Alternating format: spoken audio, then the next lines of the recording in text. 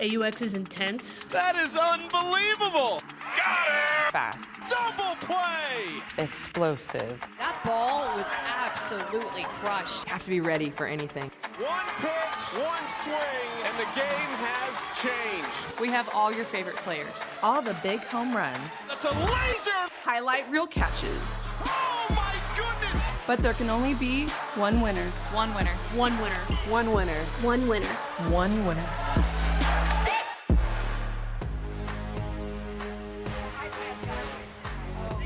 Let's do it. All right, we've clicked our heels and made it to Kansas. Wichita, Kansas for AU Pro Softball, AUX. We have got two coming your way. Team Clark going to take on Team Edwards in our first one. We are starting Series 2 on a hot and sunny Sunday afternoon. Wilkins Stadium here in Wichita, Kansas. In total, we will play 3 series. This is the beginning of Series 2. And this is what our leaderboard looks like right now. These are some 5 heavy hitters, some big-time names, spearheaded by Jocelyn Allo in the driver's seat through the first set of games. Bubba Nichols, the UCLA Bruin, former Team USA Olympian. Taylor Edwards, Mackenzie Clark, first-year player. And the local, Sydney McKinney, showing out. She currently is 5th on that leaderboard. Glad to have you along for the ride, folks. This is going to be a whole heck of a lot of fun. With my partner, former Texas A&M All-American, Amanda Scarborough. I am Eric Collins. And Amanda, this is now the 3rd year of AUX softball, but the first year here in Wichita, and so far it's been a rousing success. It was so much fun last week watching these athletes compete in every single aspect of the game, and a beautiful blend of both veterans and new faces. So many rookies came here and made their mark, but let's take a look at Series 1 and all the good stuff that happened. There were 17 home runs that were hit by 12 different players. Bubba Nichols led the way. She hit 3. She started out Series 1 absolutely on fire. Remember, she's a veteran. You mentioned Jocelyn Allo. She is the NCAA Division I home run queen. Her first season with AU, she hit 2. Taylor Edwards hit a grand slam, and so did Mackenzie Clark. A couple of pitchers who got the most innings was Alyssa Denham, a veteran, and also Taylor McQuillan. They each pitched 12. But you mentioned that the play was so good. The games were so close. 4 of the 6 games were decided by 1 run. Another game was just decided by 2 runs, but none more dramatic than when the captain, Jesse Warren, hit a walk-off 3-run home run for the win. The games were oh so good. Well, a great story is the captain for Team Clark, Mackenzie Clark. A month ago, she was a college student at Clemson. Right now, she's calling her shots in pro ball. This is her lineup card, Aubrey Leach. And then it'll be 5. 5 out of the 9 starting players are first-year AU players. Kowalik, Harding, Cottrell, Clark, and Andrews are the newbies. And Mackenzie Clark will be the captain. She puts herself right there in the 8th spot, but she made a splash as a rookie coming from Clemson. Hit a grand slam, showing off her power, but she's not just a power hitter. She can lay down a bunt and use her wheels too. That's what makes her so dynamic, is her ability to hit the ball 250 feet and then also lay it down 10 feet in front of home plate and use her wheels. And those wheels translate to center field with the way that she paroles the outfield, a diving catch that turned into a double play in center field for Mackenzie Clark. It was one of the defensive highlights from Series 1.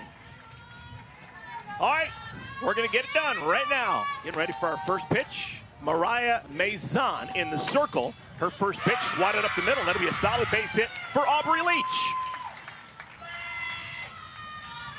So 1 pitch, 10 points for Aubrey Leach. Again, today 17th on the leaderboard, but she's off to a good start right now. Let's talk a little bit more about the right-hander, Maison. Maison pitched in one game in Series 1, and she actually threw a complete game, so threw 7 innings in Series 1. Those complete games don't happen all too often in AUX or in the championship season because these hitters are so good. So it tells you how talented that Maison is to stay in the game for the complete game when she threw in Series 1.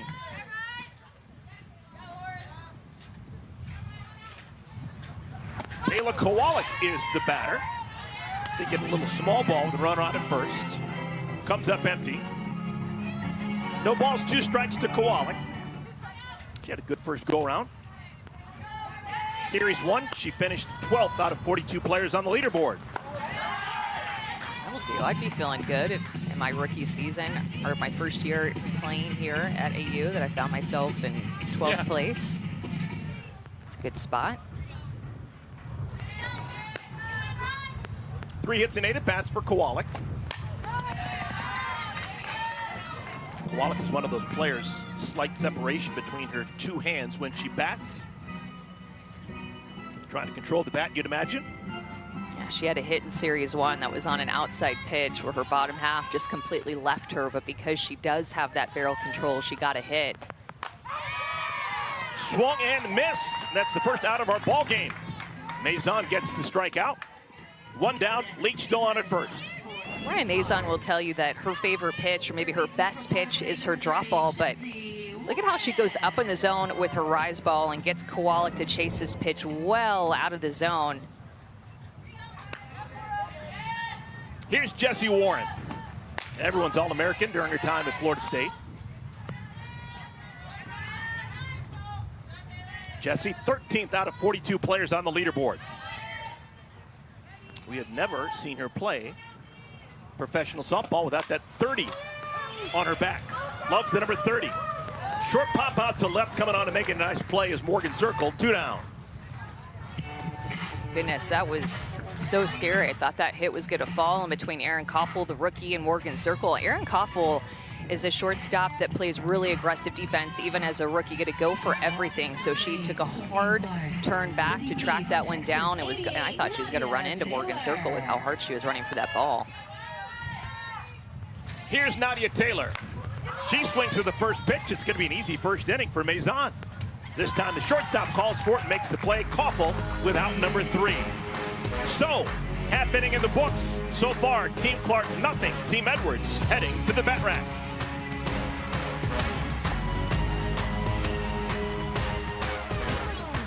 Eventful top of the first inning. Team Clark had a base hit, but that was it. Now we will see Team Edwards step to the plate. And hitting in the number 2 hole, Bubba Nichols off to a rousing start so far this season in AUX play. And really using the middle of the field with her power. 3 home runs that Bubba hit in Series 1, which usually in an AUX season, if you hit 3 home runs for the entire season, you're feeling good. And Bubba did that, I think, in the first 2 games that she played. So seeing pitches deep, letting it travel, and using the middle of the field as all 3 of her home runs went to center field. Bubba Nichols off to a hot start early on. Bubba Nichols hitting number 2 in Taylor Edwards' lineup. Morgan Zirkle lead things off. The captain, Edwards, puts herself in the 3 hole. Koffel, Flippin, Stuart Hunter, Wiz, Lee, and Alchin rounding out your 9. Here's the head coach for Marshall. Morgan Zirkle takes called strike 1. Good steamer from the left-hander Kaylani Ricketts getting the start today.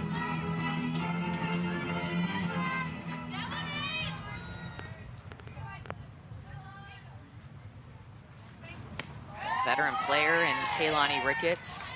She has been a professional for over 10 years now after her career at OU. Has won just about every award, has done just about everything as a softball player.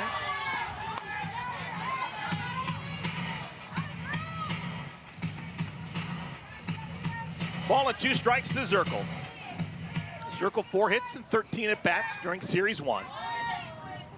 One of those 4 hits, a double.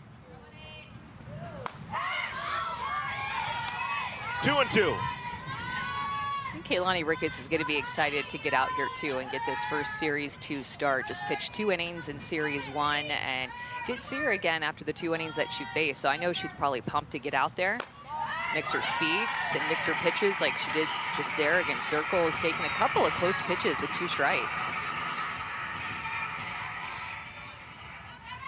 3 balls and 2 strikes. Fouled and in and out of the catcher's glove. So Zirkle stays alive. Zirkle 35th out of 42 players on the leaderboard.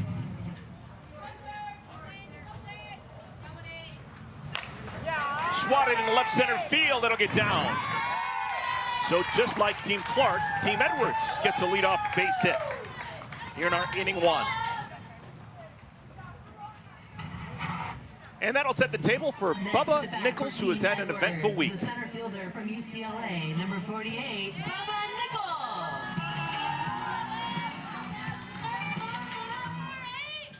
Bubba technically number 2 on that leaderboard, but she's not a captain. She did have a good excuse. Our captains are Jocelyn Allo, she's #1 on the leaderboard. Taylor Edwards, 3rd on the leaderboard, and Mackenzie Clark, who's 4th on the leaderboard.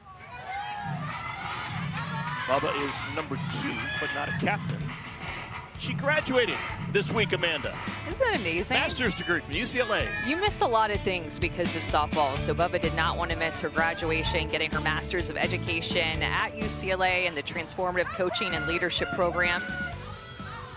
So made some time to be there with her parents and missed the draft, and because she missed the draft, then she could not be a captain. So shoulda, woulda, could have been a captain with how she played in Series 1. Congratulations, Bubba. She flies out to right field. There are now 1 out here in our first inning. Here's the captain, Taylor Edwards. Taylor could have put herself behind the plate, but she chooses to be the DP. Takes a called strike 1 in on the hands. Taylor keeps on rolling along. 4 hits, 2 homers, 7 runs batted in Series 1.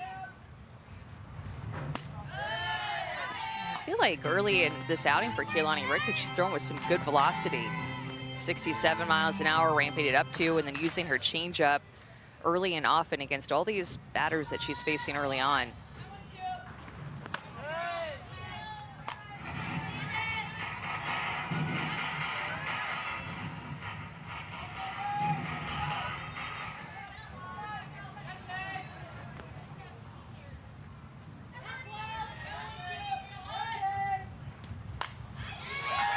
Out of play, 2 balls and 2 strikes to Edwards.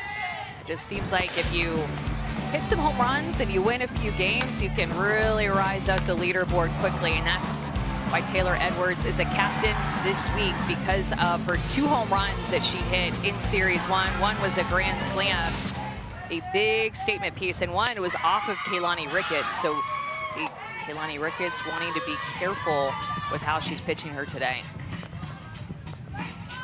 Both Ricketts and Edwards, Californians, who went to the Midwest to play their college ball, both started in the Big 12. When Taylor Edwards started at Nebraska, they were in the Big 12 back then. She would have faced Kaylani when Kaylani was doing great things, playing for Patty Gasso and the Oklahoma Sooners. Those were the good old Big 12 days, Eric. You had Texas A&M, Missouri, Nebraska. I mean, the Big 12 during those times was a really strong softball conference. And not that it's not now, as Taylor Edwards strikes out looking. 2 down now. Just paints the corner with this drop ball in the outside corner. And Taylor Edwards saw a lot of pitches too, but it came down to the location of this drop ball right outside. Frame job by Julia Cottrell, the rookie, back behind the plate. Aaron Koffel will bat. Shortstop from Kentucky. 2 hits, both extra base hits in Series 1. Had a double and a homer. She is from North Central Indiana, Bremen, Indiana, just outside of South Bend. Made her name for herself, just an illustrious, wonderful career at Kentucky, 3-time first team All-SEC. High down the right field line. Harding goes back, makes the play, and the side is retired. So a carbon copy of what we saw in the top of the first inning. Leadoff single, and then 3 consecutive outs recorded. To the second we go, scoreless in Wichita.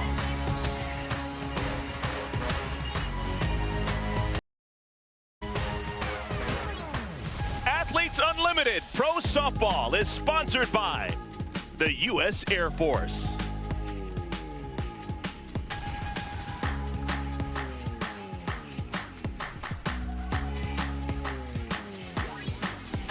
Scoreless ball game as we head to the second inning. This inning is worth 20 points.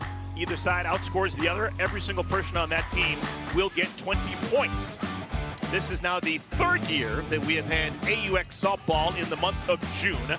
We have 42 athletes split 3 ways. We have 3 different teams.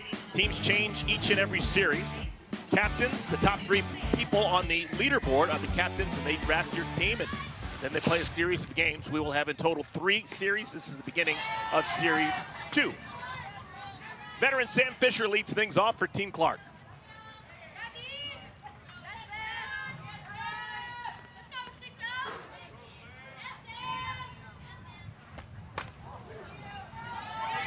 This is the third different venue we've had for AUX softball. Year one would have been San Diego. Last year was in Rosemont, just outside of Chicago, Illinois. And now happy to be in Wichita, Kansas, where people seem to be thrilled that we're here. They've done such a good job with the field and everything that goes into hosting this event. You can tell that every single detail was covered between Wichita State and also just the amazing Athletes Unlimited employees that are just all over this ballpark taking care of everything that these athletes need.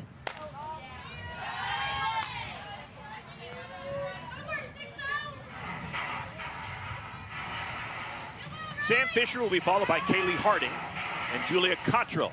Those are three scheduled to bat in the second inning against Mariah Maison. Right back to Maison. One down. Well, we had the draft a couple of days ago deciding who was going to be on this series teams. Let's check in with Savannah Collins for more. At the draft on Friday, a couple rookies and newcomers really upped their draft spot, making big jumps when it comes to picks compared to where they were drafted last series. You had Jordan Rudd-Lee. She made the largest leap, up 31 spots in her selection. Then you saw a pair of pitchers, Sarah Willis and Peyton Gottschall. It was big for them too. They were in higher demand, making huge jumps when they just came to where they came from. Their captain, Mackenzie, said she likes to play behind a pitcher with fire. Gottschall and Willis have plenty of that if you have heard them in the dugout. Mackenzie said that was a huge influence in her picks and making sure she locked in people early like Gottschall and Willis. Being a first-time captain, she likes teammates who can match her energy. Thank you, Savannah. It must be just so much of a confidence boost if you're a young player, first go around here with AUX, and to all of a sudden jump up as many spots as some of those women have from week 1 to week 2. You're doing something right, and your head must be in a good spot, you'd imagine. And I felt like all the rookies and just newcomers felt really free last week. I felt like it felt like they had been here last summer and the summer before that with how quickly they transitioned and played their game. They just played so free in every aspect of the game. Julia Cottrell is the batter. She's gonna have to battle down in the count of ball and 2 strikes. Cottrell actually from the Wichita area. She's been around the block, many different spots since her childhood here in Wichita. But this place has special meaning for her. 2-2. And her grandparents still live here. So she lived here, and then she and her dad, Jeff Cottrell, who's currently the assistant coach at Missouri, a hitting coach, they went from here to Stillwater, where he coached at Oklahoma State for a little bit.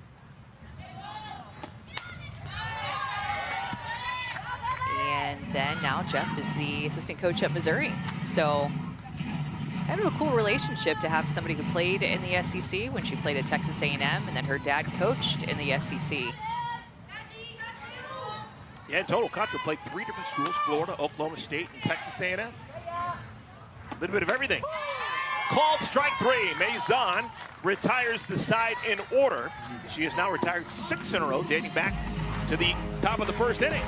So a scoreless ball game through an inning and a half here in Wichita. Team Clark and Team Edwards. Maison painting the outside corner with this drop. We have Ricketts and Maison who continue to paint with that drop ball.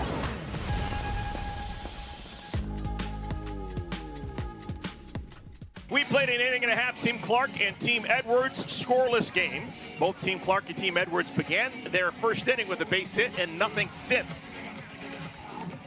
We're going to be joined this half inning by the captain of Team Clark, Mackenzie Clark, who has just started her pro career like a house of fire. Wearing number 86 out in center field, coming out of Clemson. She had a fantastic Series 1, putting up numbers in the batter's box and patrolling center field beautifully. There she is, Mackenzie Clark. She's got a microphone on. Mackenzie, how you doing out there in center field? I'm good. How are you guys? Fantastic. You look good with that C on your chest. Oh yeah, that's a look for sure. Ball! Well, we see you believe in communication. Good job calling that play, Mackenzie. Thank you, thank you. All right, now I'm ready for you guys' questions. Hey, did you just point at me or Jesse Warren? Oh, I got Warren. Oh, man. I'm just joking. Got a little thingy going on. What was Series 1 like for you? What was your highlight, Mackenzie, coming in here and playing your first season as a pro? You know, honestly, I was just excited to be here. I wasn't expecting to play. I just thought I was going to be on the bench daily down and around getting the energy up. But hey, I got an opportunity and I made the best of it, so I'm just happy to be here. Just want to ask you some nuts and bolts here. It looks like it's a windy day. At least it sounds like, because we're listening to your microphone. What's it like out there in center field wind-wise? Wind-wise, that one kind of drifted back on me a little bit. So she's blowing up there, but down here she's pretty good. Come on, Rick. Got it. Oh my goodness! The microphone's a magnet. What's up, Weechy? Weechy. I got you, babe. Mackenzie, what kind of jump do you feel like you got off the bat for that hit? You know, Coach Ruman always pounded in my head that the first 3 steps make or break a catch. So he just told me, of every inning, of every game for the rest of your life, expect the ball to be hit to you. So I'm just out here on my toes being a little grass fairy. Grass fairy, I love that. Hey, obviously a new situation for you being a captain and picking your own team. Did you feel like the draft went the way that you would have liked it to have gone? Oh, absolutely. You know, I just picked a bunch of dogs. Ooh. Hey, you're good, Ricky. I just picked a bunch of sluggers and a bunch of dogs. And so far, we're gelling pretty well. And I'm having a great time out here with Team Blue. How did you decide where to put yourself in the lineup? We noticed that you slotted yourself in the 8-hole. Oh, get that. That's up. You know, in college and travel ball, I was typically 1, 2, or 3, somewhere at the top. And I came here and I'm at the bottom, and I feel like I'm seeing the ball a whole lot better having a couple of people go before me, just getting data, just getting information, just being a sponge. So I just thought to keep that trend going. Whew. You know, you could have put yourself leadoff. That's crazy. You could have got more at bats, more opportunity to put up numbers. Nah, I'm gonna let the vets do their thing and give me some. Oh no, Ricky. That's good. All right. Delaney Wiz this time gets it over Mackenzie Clark and over the fence. That's a home run. It's the game's first run, and it's going to be an inning win for everyone on Team Edwards. Well, when you look at the stats, it's Team Edwards' team that she drafted and put together that has hit the most home runs in Series 1 collectively. So this Team Edwards has some pop. They have some power, and Delaney Wiz can be a big part of that. Hitters count, sees a pitch more up in the zone from more of a drop ball pitcher in Kaylani Ricketts and just doesn't miss. So for the head, Mackenzie Clark.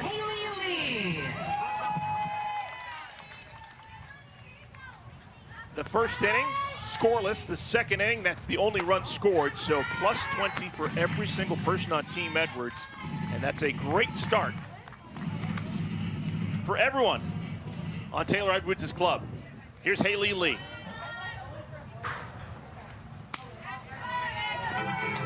Well, man, I guess we should have saw it coming. We saw 2 fly balls to center field with the wind possibly blowing out. Obviously, Delaney Wiz got all of it, but too many fly balls today is not going to be a recipe for success. Yeah, especially when you're more of a pitcher who puts the ball lower in the zone, creates a lot of ground balls, and throw into your strengths is more of that drop ball like Kaylani Ricketts has always done. 2 balls and a strike to Lee. Mackenzie, who has been a big help for you in terms of organizing how you want to draft and how you want to organize a game? Honestly, you know, MJ, my facilitator, has just been an absolute blessing. I just got out of school, never written a lineup before in my life. Didn't really know how substitutions work until last night, and I just show up. I just show up, and now I just show up. I ask what time we gotta be there, but now people are asking me what time we gotta be there. I'm like, oh, well, now I gotta figure it out. But I enjoy this role. Yeah! What a play! Jesse Warren, how do you do? We've seen that before. Ground balls die when they're hit anywhere close to Jesse Warren. Any year that Jesse Warren competes at third base is a year that she is going to be up for Defensive Player of the Year, like she has been awarded before because of her play over at third base. Her range, her arm, her pure determination to make plays on D is what Jessie Warren does.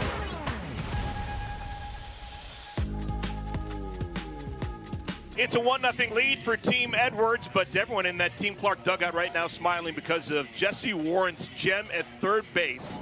She just keeps on keeping on, rolling along, making every single play at the hot corner. I mean, right off the bat, we're right here by the plate. I felt like this is going to sneak down the line, but Jessie Warren got a great read, goes to her backhand, has to even lay out for it, but she sees the ball so well off the bat, and then she's so strong to make a long throw from her knees. Such a good arm, quick reflexes, does all the things right defensively. You love having her back behind you when you're a pitcher.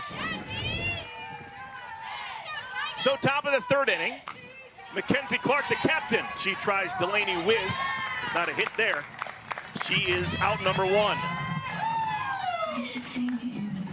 Both teams have been really hyper-aggressive first time through the lineup against both Ricketts and Maison. Yeah, I think that you see that a lot because of how good these pitchers are when they get 2 strikes. They don't want to leave it to the umpire. They don't want to leave it to getting 2 strikes, feeling like they have to get outside of their plan.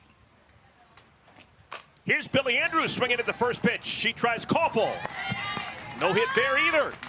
2 pitches, 2 outs. And the one thing that's so great about Mariah Maison is just her command. She throws a lot of strikes with her drop ball. She's able to mix speeds a bit with her rise ball, curve ball, and screwball. They're actually kind of a second speed. So her drop ball is her fastest speed down in the zone. Rise, curve, and screw kind of drop it down a notch. And then she also has a changeup that she will mix in there. So she'll really throw 3 different speeds, but it's the command of those 3 speeds that makes her so tough against. Well, the only person who has scratched against Maison is in the batter's box right now. Aubrey Leach led off the ball game with a base hit. Since that base hit, Maison has retired 8 in a row. Now there's that changeup that she can throw so well too to get strike number 2 against Leach.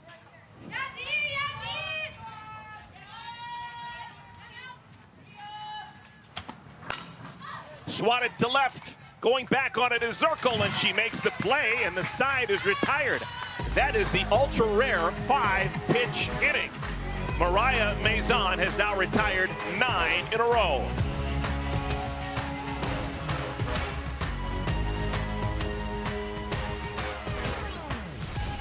Dear Dad. Dear Dad. Dear Dad. Dad.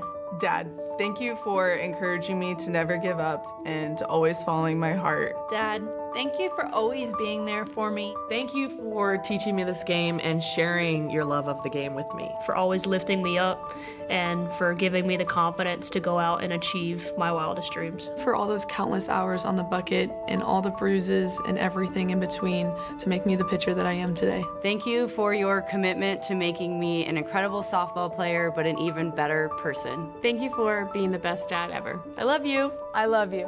I love you. Happy Father's Day. Happy Father's Day. Happy Father's Day. Happy Father's Day. Happy Father's Day.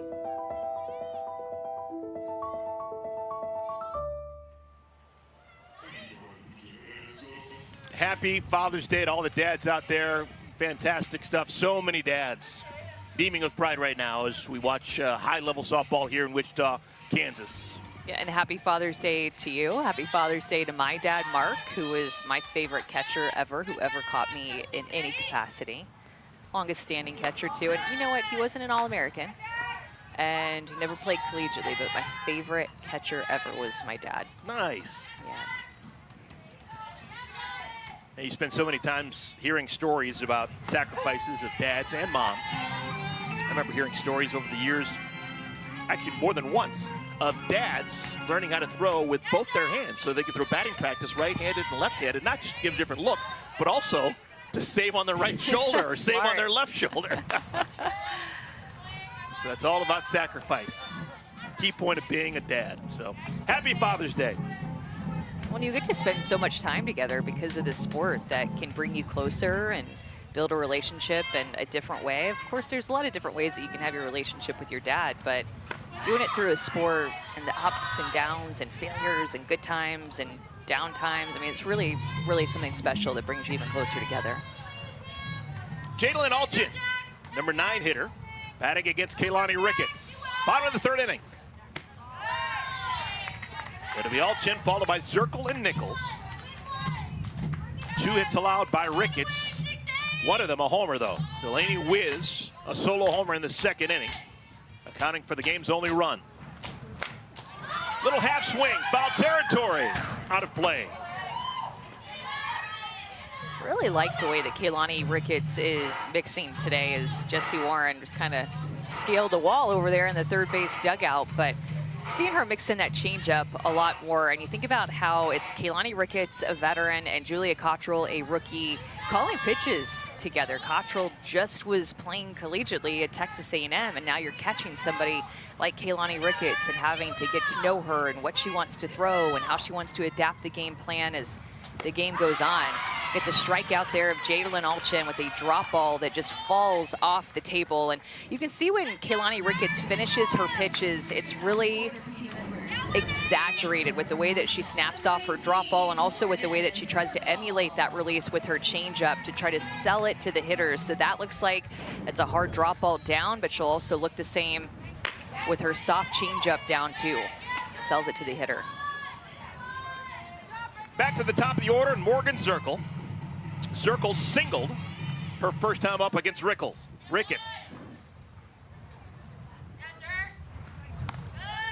Did that get Zirkle? I think it did. Got her on the shoe. So Zirkle is hit with a pitch. You can get some points with Athletes Unlimited when you get hit by a pitch. That's a +8 for her. So with the single and the hit by pitch, she's +18 in stat points.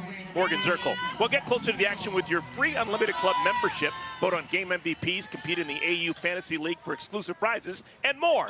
Sign up now at auprosoftball.com. Here's Bubba Nichols.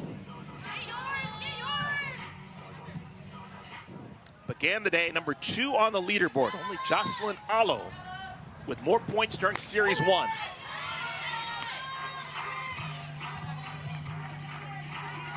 It's so precise that Kaylani Ricketts is being with that drop ball outside of these right-handed hitters. See if she goes to it again. There goes the runner, not a second. The throw is high. That'll be a stolen base for Zirkle. +10 for Zirkle. Continues her big day. And now runner in scoring position with 1 down. Stolen base by Zirkle. That gets her 10 points. Like a good jump by Zirkle with her wheels. On the ground, backhanded by Fisher. Can she win the race? She does. 2 down, Zirkle moves over to 3rd. At the plate next, it's going to be the DP from Nebraska, the team captain, number 12, Taylor. So Zirkle is on at 3rd. If she can get the next 60 feet, that will be another 10 points for everyone on Team Edwards. We've got an inning win on the line. Team Clark did not score in the top of the 3rd, so if Zirkle scores, it's a +10 for everyone on Team Edwards. And the captain of Team Edwards, Taylor Edwards, with a chance to help out her club. There's the example, Eric, of that changeup that she has that same finish and follow through like her drop ball, or she'll ramp it up more down in the zone. Gonna change speeds early against Edwards. High and deep, but foul all the way. I can't imagine the number of times Taylor Edwards has probably faced Kaylani Ricketts in her life.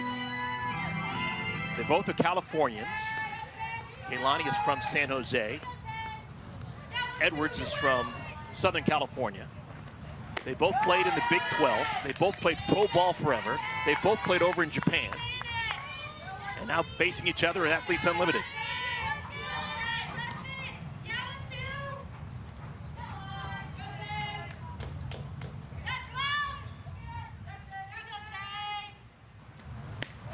It actually is amazing that you can still find a way to get somebody out after all of those times seeing you know, because the more and more that you see a pitcher, the advantage goes to the hitter, not the pitcher, because she's going to see everything that you have, all the speeds, all the things.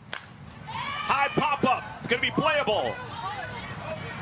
Oh, and Ricketts can't hang on. It falls off her glove, bounces off of Fisher, and a run scores for Team Edwards. It's an inning win.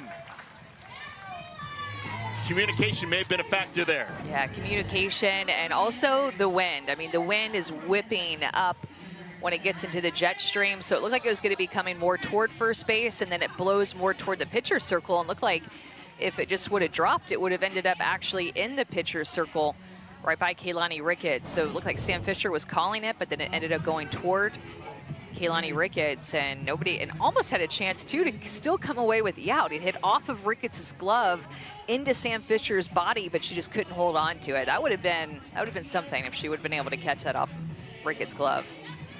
So it scored an error on the pitcher Ricketts.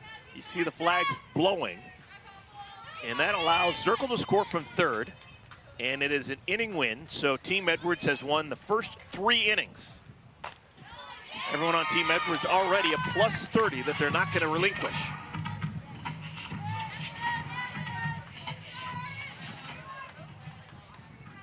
Aaron Koffel. Line out to right, first time up. I was reading about Aaron Koffel and where her competitive drive comes from, and she said it comes from playing with her dad and brothers in the backyard, and this desire to want to be the best from a young age. Smoked all the way to the wall. Taylor Edwards is being waved around third, and now she's told to stop. Edwards took a wide turn around third and then thought against it. And it's runners on at second and third with 2 outs. Double for Caulfield. And on Father's Day, you got to give a shout out to Aaron Koffel's dad, because I love that she put this in her interview that she would ask him to go hit instead of him having to ask her. And seeing that pay off in college and through travel ball and now as a professional is so cool. As Taylor Edwards held up there at third base, that was the right call, but Aaron Koffel smoked that changeup for a double. Here's Hannah Flippin, a pro's pro. San Diego native, wears number 19 for Tony Gwynn. If you're not familiar, folks, look it up. Played at Utah.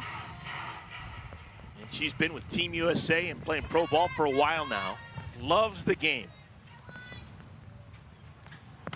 Oh, took one for the team there. Hit by pitch. That's the second batter hit this inning for Team Edwards. That's 8 points the hard way for Flippin.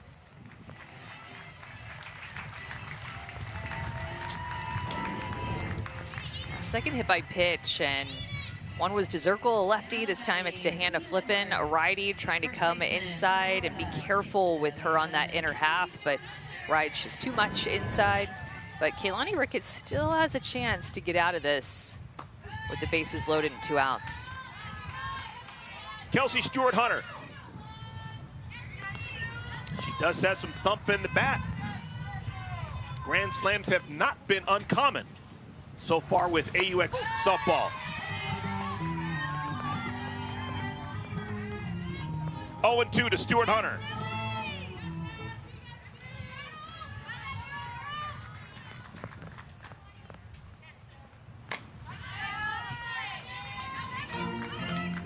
Inning began with a strikeout of Alchin. Zirkle was hit on a foot. Bubba Nichols popped out to first. Taylor Edwards reached on an error that allowed Zirkle to score. Remember, Zirkle had moved up a base with the steal. And then inning continues with a double by Koffel, and Flippin hit with a pitch.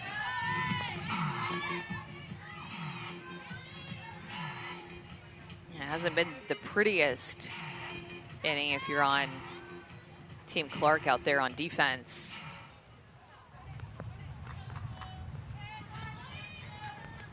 Still 0-2. Good eye, Stewart-Hunter, 1-2.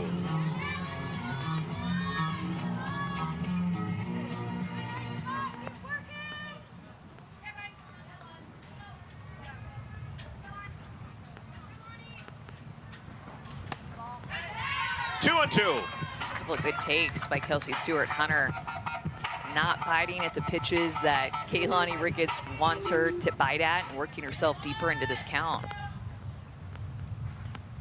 High pop-up, wind may be a factor. Coming in, the captain, Mackenzie Clark, makes the play, and the side is retired. But another run scored, another inning win for Team Edwards. They lead 2-0.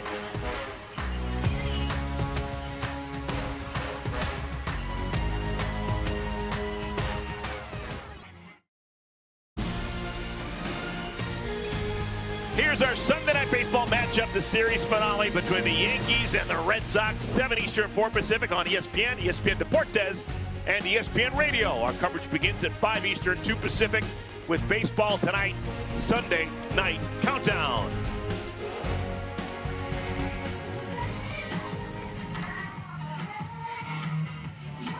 We've made it to the 4th inning here, Wilkins Stadium, Wichita, Kansas. First of 2 games this afternoon. Team Clark looking for something. They're going to have 2, 3, and 4 in the lineup, batting against Mariah Mazan, Kowalik, Warren, and Taylor. Mazan has retired 9 in a row.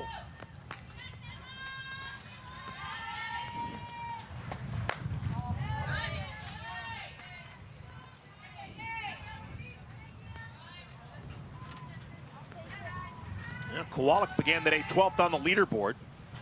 Here's the leaderboard as it stands right now. Remember, Alo has not played. Jocelyn Alo will play in our second game. Bubba Nichols has been playing, and she has leapfrogged over Alo into the #1 spot. So a new leader here with AUX Softball.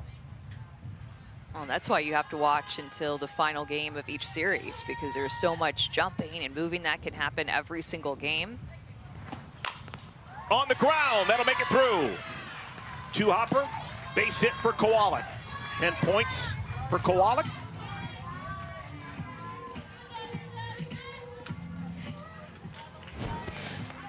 So next in line will be Jessie Warren, who's already shown out with a glove in her hand. Yeah, that's why she was last year's AUX defensive MVP, and for the whole AU Pro Softball season, she was the defensive player of the year. So that would take into account the champ season as well as the AUX season, because she can make plays like that. Jessie flied out to left field her first time up. She homered back in Series 1. Drove in 5. Chased the pitch out of the zone. Her eyes got as big as dinner plates. 0-2. And Mariah Mazan has had a few people chase that pitch. That rise ball has been looking good. That's her second or third swing and miss on that rise out of the zone. Spins her away.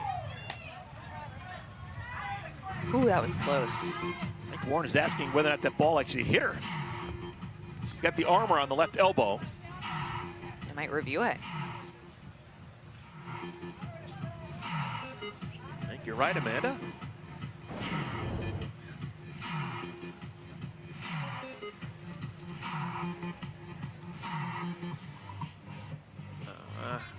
I don't think it got her. We have the ball not hitting the batter on the field. That play is under further review. So this is being reviewed. Oh, maybe. It does look like maybe her shirt moved, or her uniform top moves a little bit on her left shoulder. I could tell from the other angle, it did look like her left shoulder was able to move, or the uniform. Well, this is a big deal for Jessie Warren, because obviously you get 8 points for getting hit with a pitch. She is down in the count. She's got 2 strikes against her. And clearly, Team Clark would love to have runners on the first and at second with nobody out. The middle of the lineup coming up. This is going to be tough. Is there indisputable video evidence? I don't think so. Yeah, I don't think there's enough to overturn the indisputable video evidence to say, yes, 100% that ball hit her. The play will be upheld. That will be the first challenge for Clark. Okay, so the play is upheld. Challenge is denied. And the count is 1-2 to Warren. I think there's only one person that really knows, and that's Jessie Warren. You can kind of feel it, maybe if it did graze you a little bit, but on video, it's tough to tell if it did actually. So the 1-2. Slapped into center field. Solid single for Warren. So instead of the +8 for the hit by pitch, it's a +10 for the single, and it works out for Jessie. Yeah, that's what she wanted anyway. A few more extra points, trying to move up the leaderboard and able to stick with this changeup that was just left up in the zone. And Jessie Warren stays on plane for a long time, kind of loses her lower half, but her upper half stays with it to stay on that pitch right back up the middle of the field. So Maison had retired 9 in a row, but back-to-back singles by Kowalik and Warren. And now Nadia Taylor will bat. Nadia popped out to short her first time up. That ended the first inning.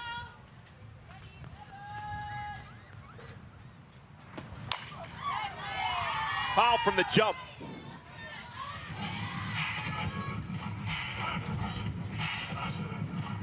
We've been watching Nadia Taylor play pro ball for the better part of a decade now.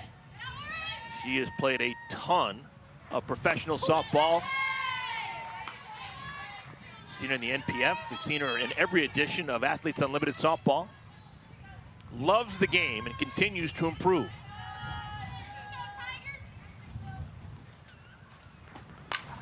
Yeah, I still feel like she's at Texas. Like, I remember calling her games when she was at Texas and called a ton of them. So I can't even believe it's been 10 years.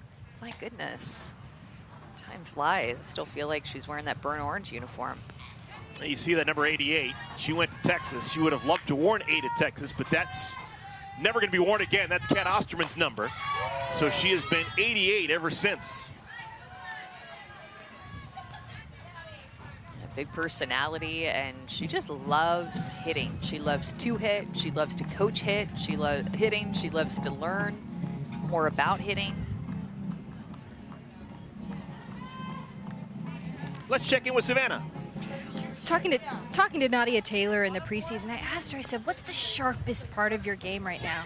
She said, my mind and the way it affects things offensively. She really has this great mentality that she's been developing of just getting to the next pitch and being able to do that at a high level consistency when she's in these at-bats, being able to stretch them out and being more about the process than the result. She said, good things are gonna happen. You're gonna get a hit, you're gonna do well. And it's just making everyone believe it too, the way she believes in herself. Thank you, Savannah. I think it's really interesting she mentions the mind and the process of being a professional athlete. She was known as a great athlete back in the day. She was a 2-sport athlete playing in Texas. She played a season of basketball, Division I basketball, to go along with 4 years of softball. So when you can combine the athletic ability with the mind, then you got something. On the ground foul, so this is an extended at-bat for Nadia Taylor. Well, and there's always something to work on, Eric, and I think that if you're a young player listening and watching this game, whether you're 10 or 14, 18 years old, I mean, these women have been professionals for 10 years, and they're still finding little ways to get better at their game, mentally and physically. Just a constant work in progress. But isn't that life? Just aren't we all kind of works in progress? I'm with you on that. She's worked this at bat. This will be the 10th pitch of the at bat. Double play ball to second for one, on to first, double play. Hunter Stewart couldn't hang on. Taylor is safe at first. Kelsey Stewart-Hunter immediately saying that she'd like it reviewed. And this is going to be a big call right here because 2 outs and a runner on third is totally different than 1 out and runners on at the corners. That should have been a double play ball. Yeah, all day. I mean, it was tailor-made. Good turn by Koffel. The call on the field is safe. That play is under further review. Oh, it was so close. We couldn't see that because of Nadia Taylor running at her angle. Let's see if she picks it up. I think she did. I think she did too. So this will be the second challenge of the inning.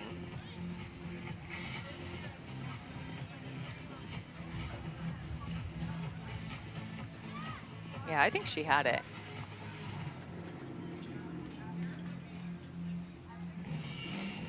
Well, here's my question that you may or may not know the answer to is if you're holding the ball and pushing it down on the ground, but you have your hand on it, but it's on the ground, does that count? That is a great question. Or do you need to pick it up off of the ground? my inclination would be, as long as you have control of the ball, no matter if it's on the ground or not, it would be possession of the ball. That will be the first challenge for Edwards. So she's going to stay safe, yeah. Okay.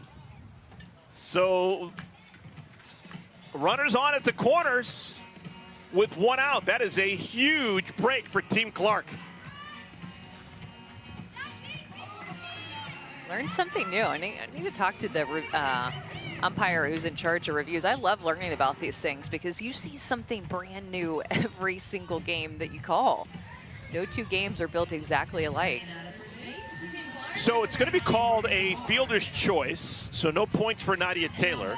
But because of her hustle getting down the line and because of the play not made by Kelsey Stewart-Hunter, still just 1 out. So runners on at the corners and 1 down.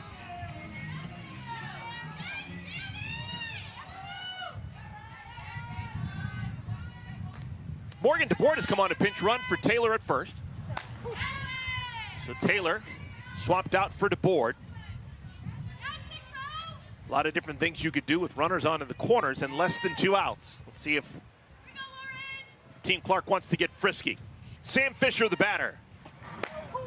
Well, and you have speed on both bases, too, with Kayla Kowalik at third and Morgan DeBoard at first. So you do have a lot more options. And maybe if you have some players who just have medium, average speed, or slow speed, you have a few things you can do here.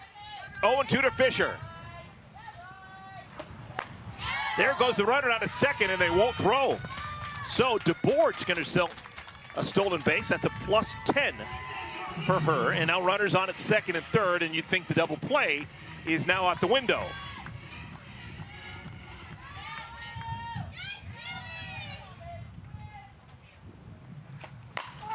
Hard but foul. That sounded good off the bat. I mean, that was barreled to that hard inside pitch, a pitch that Maison went to a couple of times against Sam Fisher, and with 2 strikes, Fisher able to get her barrel to that pitch.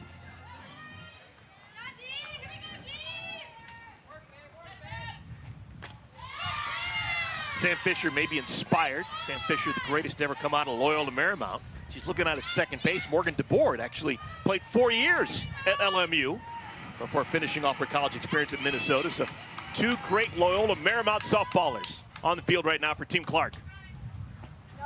Yeah, and I know for a fact that that means something to Sam Fisher. It's important to her, and she is just a proud alum of LMU, but to get to play, not only play in AU now, but play in the same team with Morgan DeBoard is super special to her. So much pride in her school.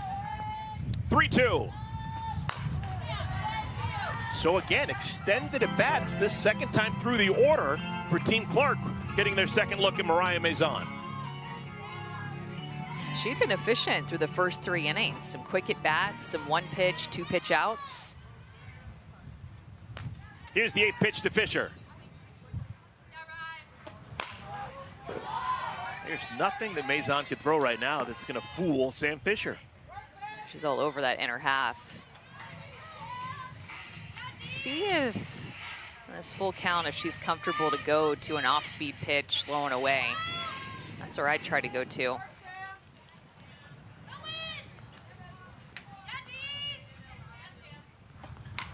Or just go to a straight curveball on that side, but just something on the outer half.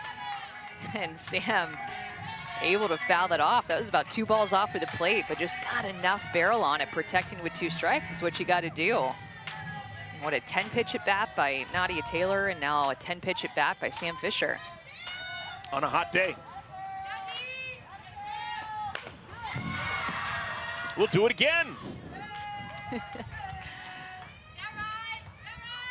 I just made eye contact because we're right here by the plate with Mariah Maison, and she smiled at me because I was smiling, like a big smile. Like, is this girl gonna go away?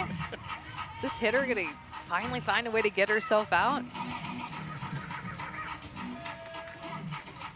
Now, this may just be a timeout to give Maison an opportunity to catch her breath. She has thrown 10 pitches to Nadia Taylor. She's getting ready to throw her 12th pitch to Sam Fisher. Here we are, folks. And this is the closest I've ever been. Doing softball for a long time. This is the closest I've ever been. I feel like I need to talk in hushed tones. Hitters can hear everything I'm saying. 3-2. Again, the foul ball. But I love it. I mean, normally we're in a press box somewhere a Air couple conditioned. stories up. Yeah, and AC it, so that part's a little nicer. But, you know, we're in the elements. We're right here by the pitches. We can see the ball come off the bat. I love it. Another 3-2 pitch. What a battle. Oh, my. Goodness. The last game, too, that in Series 1 that Sam Fisher played in, she was just determined to get some hits. Had nothing really to show for. I think she started 0 for 9, 0 for 10, and then had a double and a home run in the same game. And just you could tell she was up there on a mission to get a hit, kind of like this AB. 13th pitch. Lashed. Foul. There is a base open. At some point, does Mariah Maison just give up and say, take your base? Wave the white flag. Yeah. Is she going to tire herself out? First 3 innings, 27 pitches, 29 pitches already here in this 4th. With 24 of them coming to either Taylor or Fisher back to back. This is just incredible. Another 3-2. No swing. So Fisher wins the battle. That was a great take. She totally held her barrel back. What an at-bat by Sam Fisher. That was one of the best I've ever seen, especially firsthand at AU. Definitely held back. Her hands went, barrel stayed back, and she knew that pitch was just going to continue to tail away from her. And she's a veteran. She knows that that type of at-bat can fire up a dugout. Bases loaded, just 1 out. Kaylee Harding takes called strike 1. Harding flied out to right, first time up. That was part of that stretch where Maison had retired 9 in a row.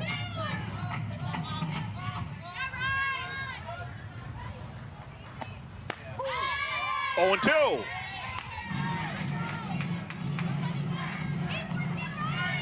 All right, now does Maison have something to polish off Harding?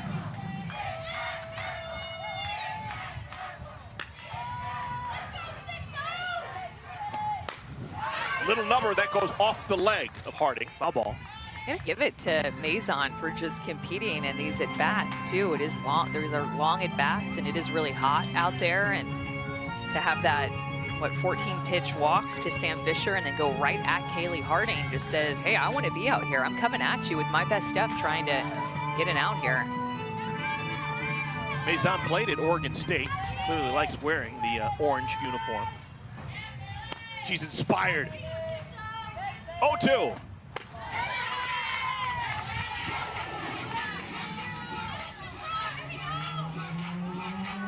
Runner on third base, Kowalik.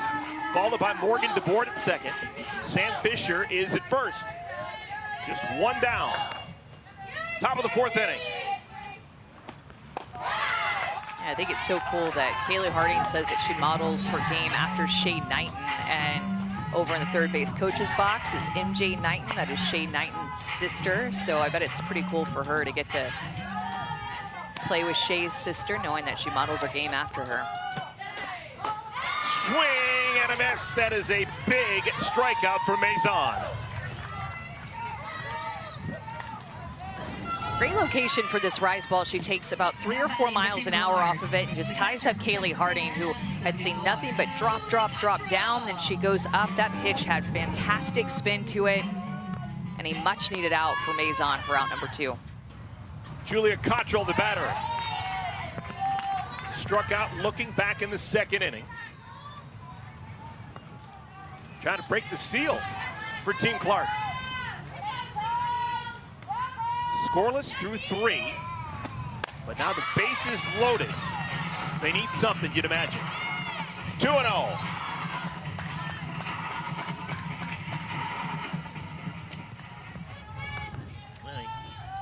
Wouldn't blame Maison for laboring a bit. She's thrown 40 pitches. This has been the 40th pitch of the inning, right here. And Gets the strike call. She's still competing. I mean, she found herself in such a pickle with the bases loaded and 2 long at-bats by Nadia Taylor and then Sam Fisher. And then she gets Harding swinging. and then now gets that first strike against Cottrell, trying to go right at her, get this out. Yeah, physically, you need to be tough on a day like this, but mentally, you need to be as tough just to get through this type of inning after all the pitches and all the strain that she has had. She's got to challenge her right here. 3-1. Popped up, out of play. Yeah, Cottrell, who's got some thump in that bat, is choking up about an inch right now.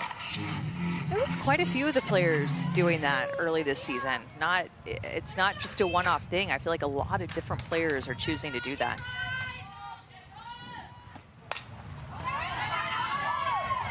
Little cue shot, we'll do it again.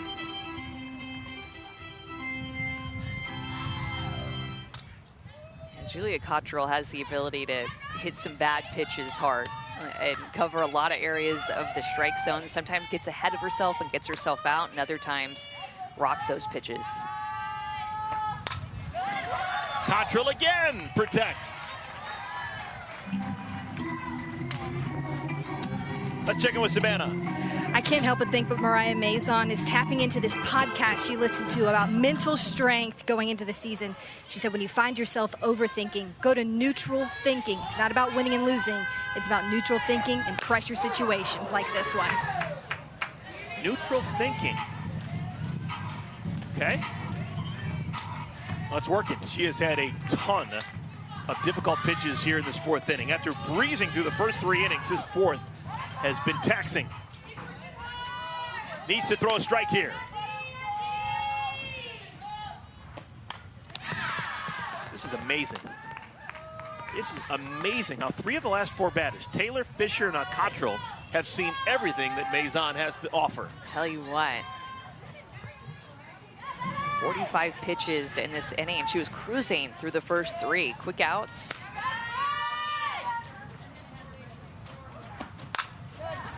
I don't know if I've ever seen a pitcher throw what at least going to be now 47 pitches in an inning and not give up a run. I know. And that's what she's looking to do right here. I was thinking the exact same thing. You read my mind. And that's why I'm kind of at the edge of my seat to see if it's going to happen.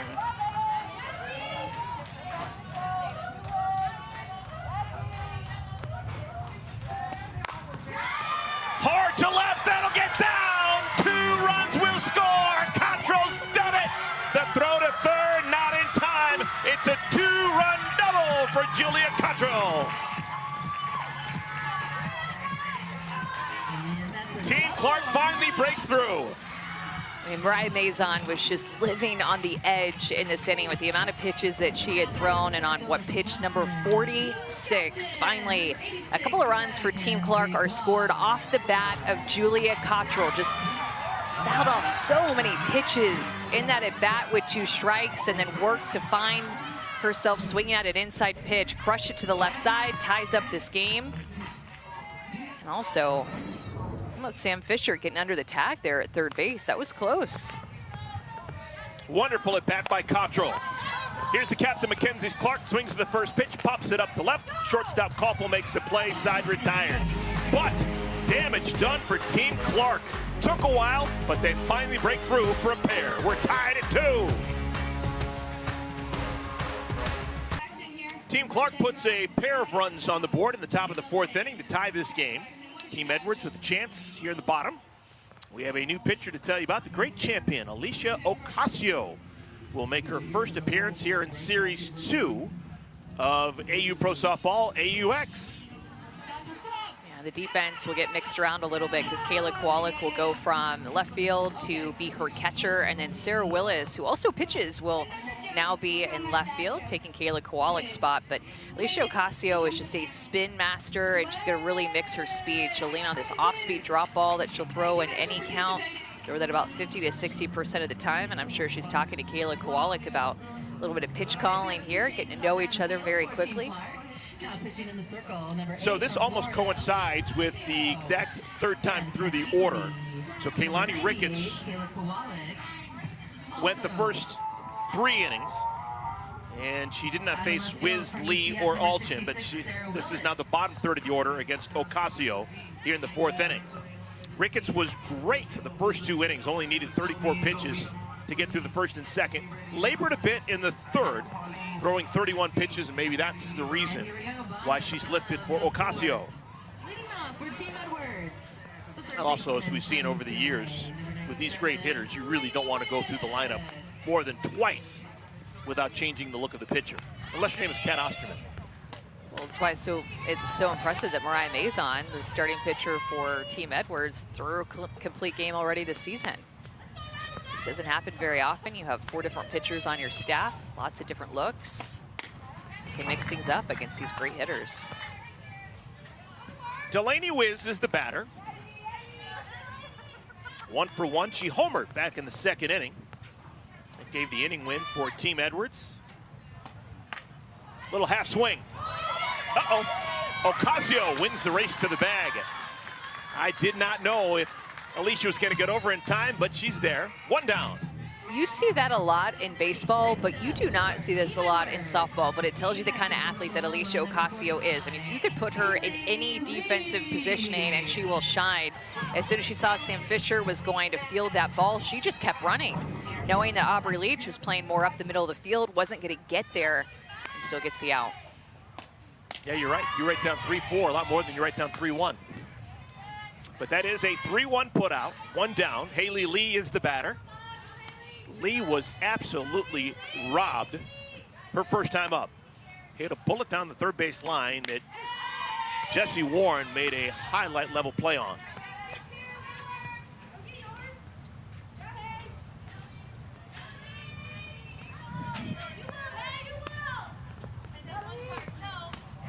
Off-speed pitch, went too far. So a gifted strike for Ocasio. It's now a ball and 2 strikes.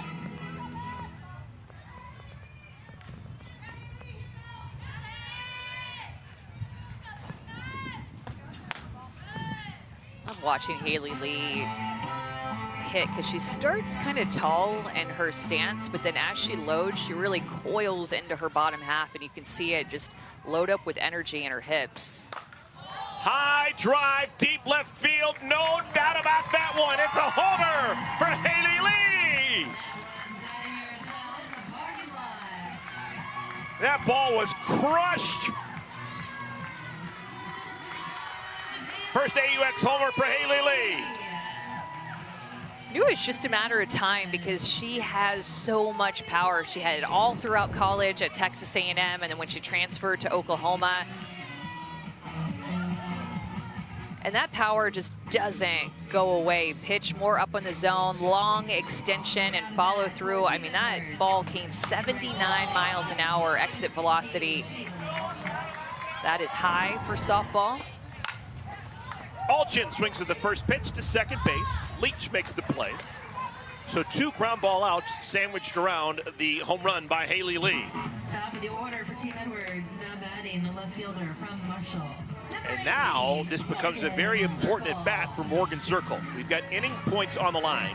Remember, Team Clark scored twice at the top of this 4th inning. So Team Edwards needs at least 1 more to tie, 2 to win this inning, or else they will give up an inning win for the first time today. Team Edwards won the 1st, 2nd, and 3rd innings.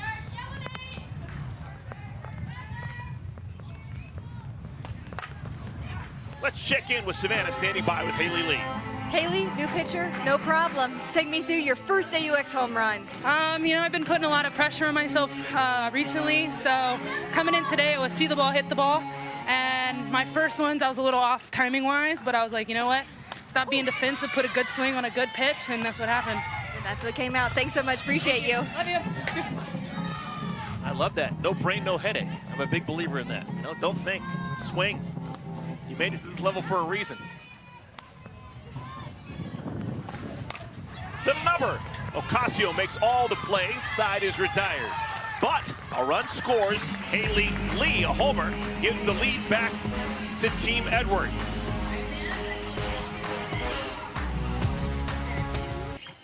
Team Edwards leads Team Clark 3-2 as we play inning number 5. Jadalyn Alchin wearing a microphone. Let's go into the game now with the U.S. Air Force. I think that's the camera that's on me for the mic'd up. That one. That little one there? Yeah. Hello! We are just 3 outfielders wearing orange. Having fun on Father's Day. Do you think this is in your color palette? I have no idea. Do you know what your color palette is? I feel like this isn't in there. This, maybe not.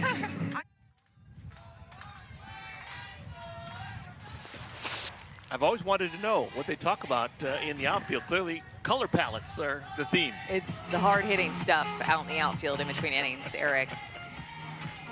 Yeah, color palettes. Got a little pink and blue in the hair and then orange in the uni. Well, if you are wearing orange, that means you are on Team Edwards this series. Taylor Edwards is the captain. So far, so good for Team Edwards. They lead 3-2 as we play the 5th inning. It will be 9-1-2 for Team Clark. Billy Andrews, Aubrey Leach, Kayla Kowalik batting against Mariah Maison, still in the game, even though she labored an inning ago. Very taxing 4th inning.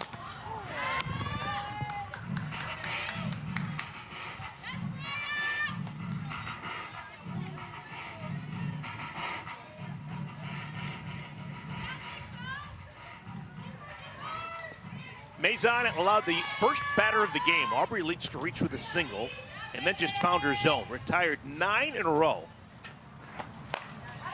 And then the 4th inning happened. Ended up giving up 2 runs on the double by Julia Cottrell.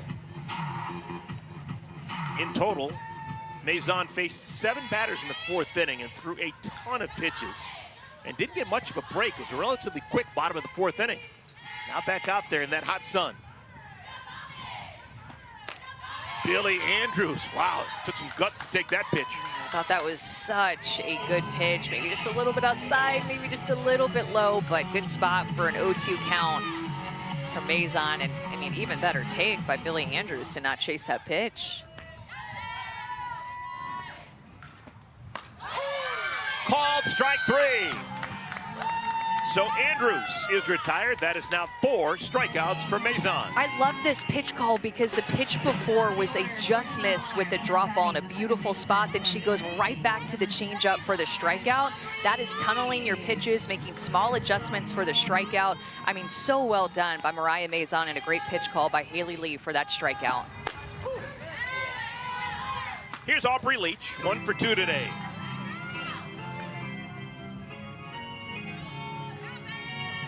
Leach is from the Houston area, the Woodlands. She's been a fixture here with Athletes Unlimited.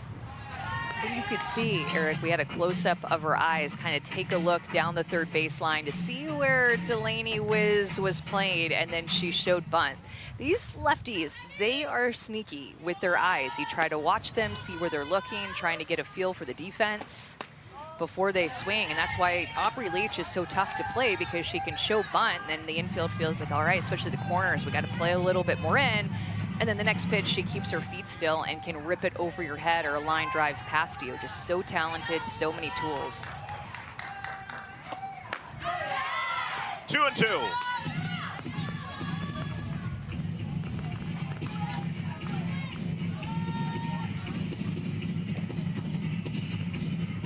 Still have another game on this field later today. It's going to be Team Alo taking on Team Edwards. Team Edwards is the team today playing twice in the hot sun. I think that's too why Taylor Edwards isn't catching, splitting the catching duties with Haley Lee for the doubleheader. 3-2. Hard on the ground, backhanded by Koffel. 2 down.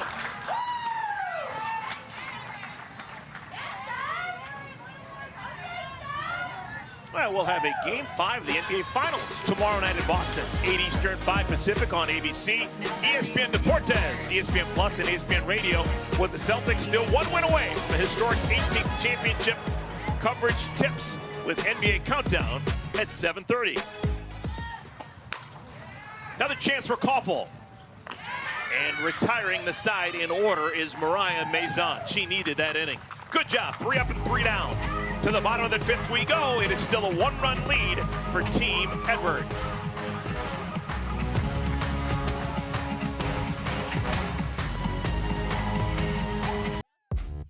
Diving catch out there, Mackenzie Clark.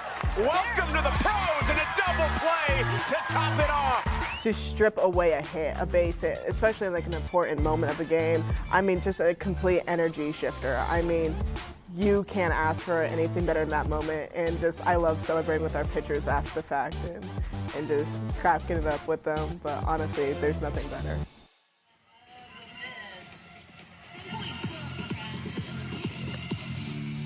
Welcome back, everyone. It's the bottom of the 5th inning. Team Edwards batting against Team Clark, and continuing to wear a microphone and joining us is Mackenzie Clark, first-year player from Clemson. She's out in center field right now, where you may not get a lot of activity, Mackenzie. Alicia Ocasio likes to throw that ground ball. Yeah, she's dealing today. I like the pop that she's given. Mackenzie, how are you deciding, or how are you working who you want to pitch and at what time? What's that been like for you as a captain? You know, as a captain, I got with my facilitator, MJ, and we were just talking strategy about who seemed the freshest, who was ready to go. And we gave the ball to Ricketts today, knowing that we'd do like a Johnny Holstaff situation of just pitching as a girl, a little bit of everyone throughout this game. And Alicia just came in. She's doing her job so far. She's keeping us in the game. Just curious, I know when you were a college player at Clemson, everyone knew you as Pie. That was your nickname. You had the life of Pie. Does that carry over to pro ball? Are people still calling you Pie? No, not as much, no. Sam calls me McClark. So I'm McClark, and Payne Gotcho is Pigot. So I'm McClark. It's a mouthful, I know, but it keeps us light, just joking around. Are you ready for your studio debut in between games for the Gap Show? I mean, I don't know who gave me a microphone. I don't know who's giving me these opportunities to talk. I don't know who put the C on my jersey. I mean, y'all are just giving me opportunities to dilly-dally. I mean, I appreciate y'all. I'm enjoying my time here, but I'm ready to have some fun. So the legend I always heard was the nickname Pie was because you loved pie.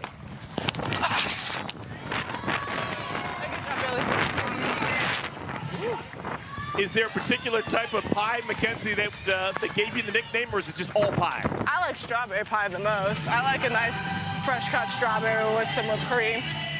I'm a strawberry girl all the way. Sounds so good. Now I'm gonna judge y'all. What's your favorite type of pie? I'm gonna judge y'all. Spit it back to you.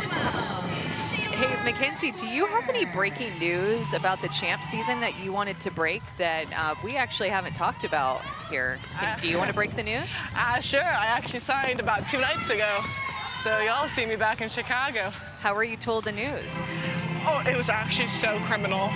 Sam scared me so bad. It was after the night that I had a triple or something. And Sam goes, "Clark, come here, I want to talk to you." I was like, oh no. I did something, I said something, like I wore the wrong socks or something. Like, I was like, what did I do? And I'm looking at Sarah. I was like, did I say something? Did I forget to read a message or something? And I go in the locker room. She goes, "Come here, I want to talk." So I walk in, she pulls me in this little hallway. She goes, "I just want to be the first to tell you that we're writing up a contract for you to play in Chicago right now." I was like, Sam. And like that day, I talked to Sam about, I didn't think I belonged here, that I just got an email one day because they needed more outfielders. I was like, I didn't really win anything. I didn't really do anything crazy in college. Like, I don't really feel like I belong. I mean, good Lord, how many All-Americans am I sharing the field with right now? I was like, and she was like, I just want to let you know personally that like you belong and we would love to have you in Chicago. And I was like, that is the sweetest thing. That's awesome. Well, Mackenzie, you fit in your athleticism, your desire, your intelligence. It is obvious to anyone who loves this game. So we love watching you play, and you deserve to be here. And we look forward to watching you play in Chicago for the championship season. It's going to be a blast. Well, thank you guys so much. Thanks, Pie. That is the captain for Team Clark, Mackenzie Clark, the captain for Team Edwards. Taylor Edwards just drew a walk, so she's aboard at first base with 1 out here in the bottom of the 5th inning. We've got inning points on the line. Team Clark did not score in their half of the 5th inning, so if Taylor Edwards can score, it'll be an inning win for everyone on Team Edwards here in the 5th. And it won't be Edwards who's going to come around to score. She's going to be pinch run for. Carly Spade will come in to run for her. And how about all these rookie outfielders that Team Clark has? So you have Mackenzie Clark in center field, and then on either side of her, Sarah Willis out in left field, and then Kaylee Harding. So really young outfield. Team Clark has a lot of rookies. Mackenzie Clark was on Team Leach, who put together a really young team for Series 1, and I guess she kind of wanted to keep that vibe rolling with a lot of new faces. I always find it amazing when you get to pro ball and you see a player of the stature of Carly Spade, the second greatest home run hitter in the history of Division I softball, comes into the game mid-game as a pinch runner. It shows you the talent we have here. 42 of the best softball players in the world.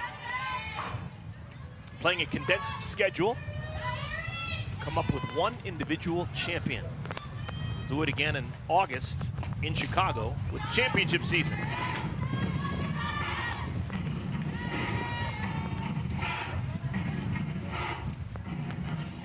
Aaron Koffel doubled her last time up. Ball and 2 strikes.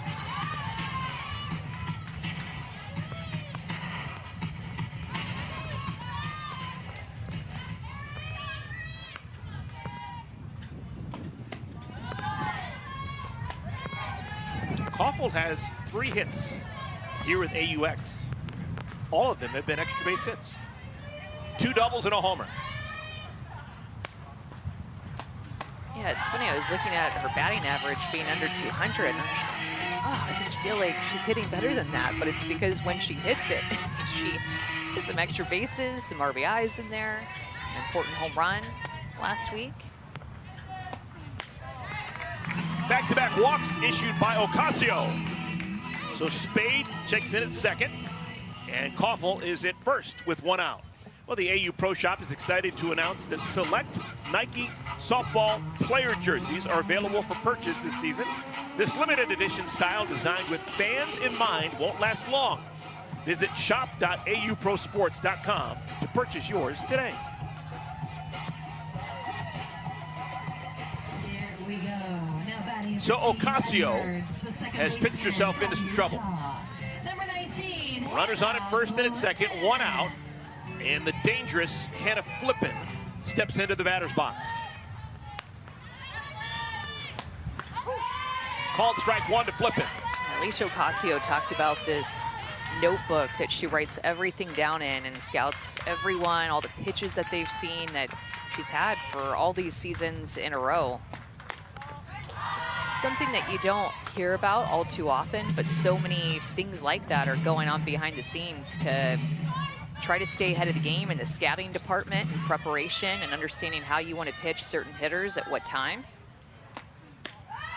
It's a great pitch there, just missed with that off-speed drop ball. She loves to go to a little bit off the plate. Good hitters count for Flippin, 2-1. Lashed into the gap, that'll score a run. Rounding third and scoring is Spade. Over to third goes Koffel. It's an RBI double for Hannah Flippin. I would say this is the best swing that we've seen Hannah Flippin have yet this AUX season, and she's just ready to go in a hitter's count. We love hitting with leverage, knowing that a pitcher has to bring the ball more over the plate, bring the ball more up in the zone, and Hannah Flippin, the veteran, is ready for it for an RBI. She crushed that. That was 74 miles an hour off the bat. So it's another inning win for Team Edwards. They have now won the first, second, third, and fifth innings. So it's a plus 40 for everyone on Team Edwards. Bouncing ball, speared by Andrews. Looks the runner back to third, 2 down. It's a great defensive play by the rookie there. I'm a little bit surprised that they didn't try get another one at third. Bring in Koffel, but okay. Here's Delaney Wiz. You know, and something that you just don't see very often is scoring in 4 innings in a row. I mean, major props to Team Edwards for putting a run on the board in the last 4 innings. On the ground is short, Andrews. In time, side is retired. But another run scores for Team Edwards. They're doubling their pleasure. They lead by a score of 4-2, courtesy of the RBI double by Flippin. Hannah Flippin stroked this ball. Another RBI, another run for Team Edwards.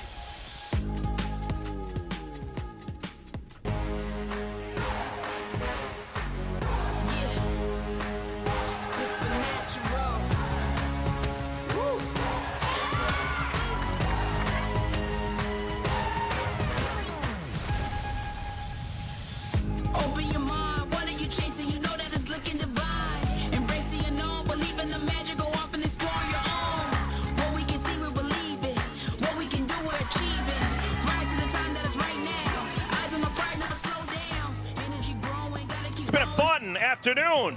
Happy Father's Day to all the fathers out there. It is a 4-2 lead for Team Edwards.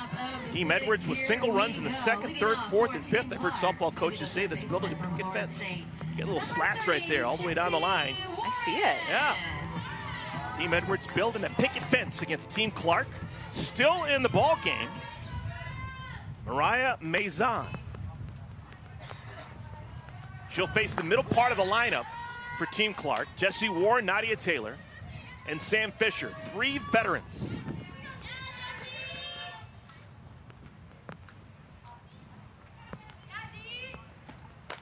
How about Mariah Maison going deep into this game again? She's thrown a complete game already, the only other appearance that she's had, and it's pretty rare. I mean, according to Eric Rue, only one pitcher has thrown multiple complete games in an AUX season. That was Georgina Korick, who had 2 complete games in the 2022 AUX season.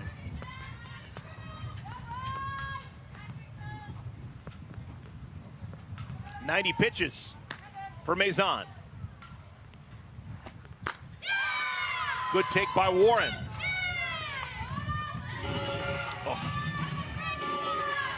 That's good.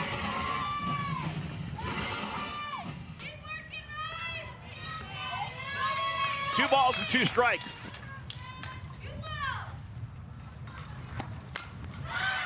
Into right field, base hit.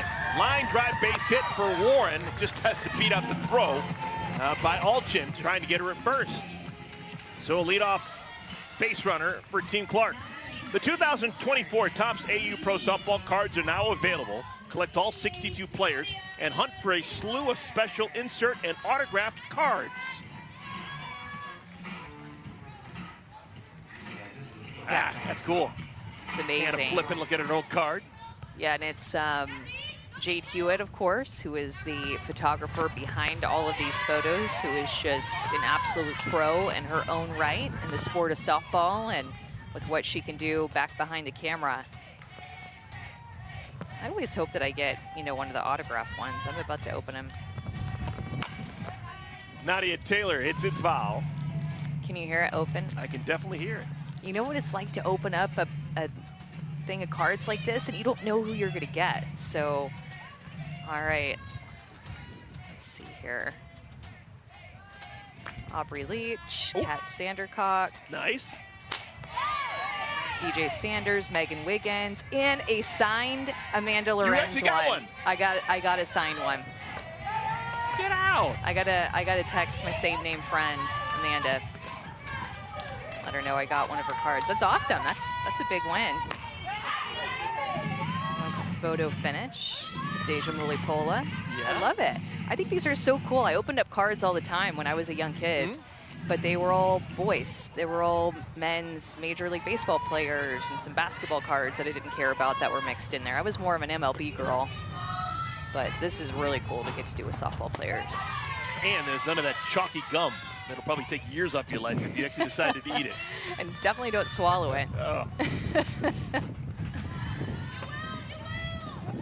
3 balls and 2 strikes. This is the same thing we had a couple innings ago. Nadia Taylor and Mariah Maison with a great matchup.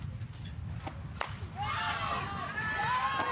right, Amanda, I love your perspective because you were a wonderful pitcher at Texas A&M. You were equally as wonderful batter. When you look out to left field and you see that flag just billowing out to left field, who's more enticed by that, the hitter or terrified about it, the pitcher? I think the pitcher is more terrified by it. Hit to right field, making a running catch is Alchin, 1 down. Because the hitter, too, I mean, in some ways the wind can help you, but in other ways it just kind of knocks a ball down like that. Like that could have gone deeper into the right center field gap, but the wind, because it's blowing towards left field, just knocks it down. So it's a hate-love relationship with the wind as a pitcher, isn't it? I've heard pitchers, and I think it's certain style pitchers, but a lot of pitchers like to pitch with the wind in their face, of the wind blowing out to left field or center field, whatever, because they feel like they get more spin when they're throwing into the wind. Even though the ball is hit, it's going to go further out. Yeah, that's a good point.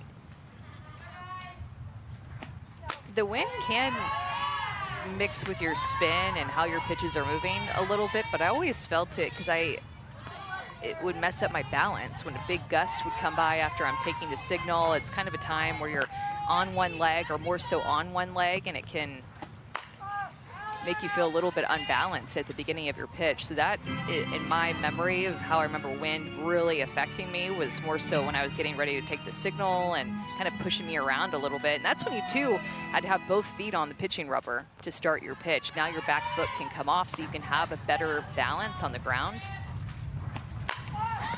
Fisher caught by Zirkle in left. What a great read by Morgan Zirkle, and she catches that liner before it hits the grass. It's not the first time Sam Fisher's been robbed by Morgan Zirkle. These two have played great games against each other in the past. And Sam Fisher has had good at-bats in this game. That ball was hit 72 miles an hour off of the bat, high exit velocity, and Morgan Zirkle just makes a play as she normally does out there in the grass.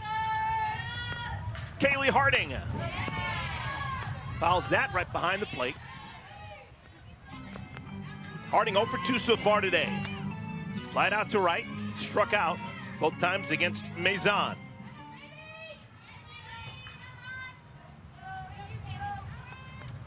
Harding, the first-year player from Florida State. Down to the count 0-2. Another batter who's choked up a little bit, about an inch. Again, I need to get down there and ask one of them why that is that I've seen that more, I feel like, this year. Also, maybe I'm seeing it because I'm in the box with them, essentially calling the game. So before, when you're far away, you don't get as many details about what they're doing in the box.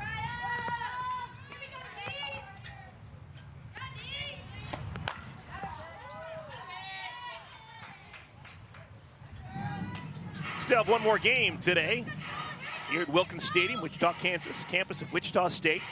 Team Alo, leaderboard leader Jocelyn Alo, captain, taking on Team Edwards.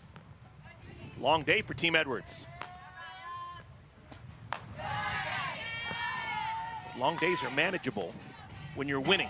That's what they're doing right now. Team Edwards leading 4-2. Leaderboard taking shape as we are underway with Series 2. Bubba Nichols. It's been a big week for her. Got a master's degree from UCLA earlier this week. Comes back to town. Gets an important hit. Finds herself atop the leaderboard. Travel for her, too, to go from Wichita back to LA to graduate and then get on back here for the start of Series 2.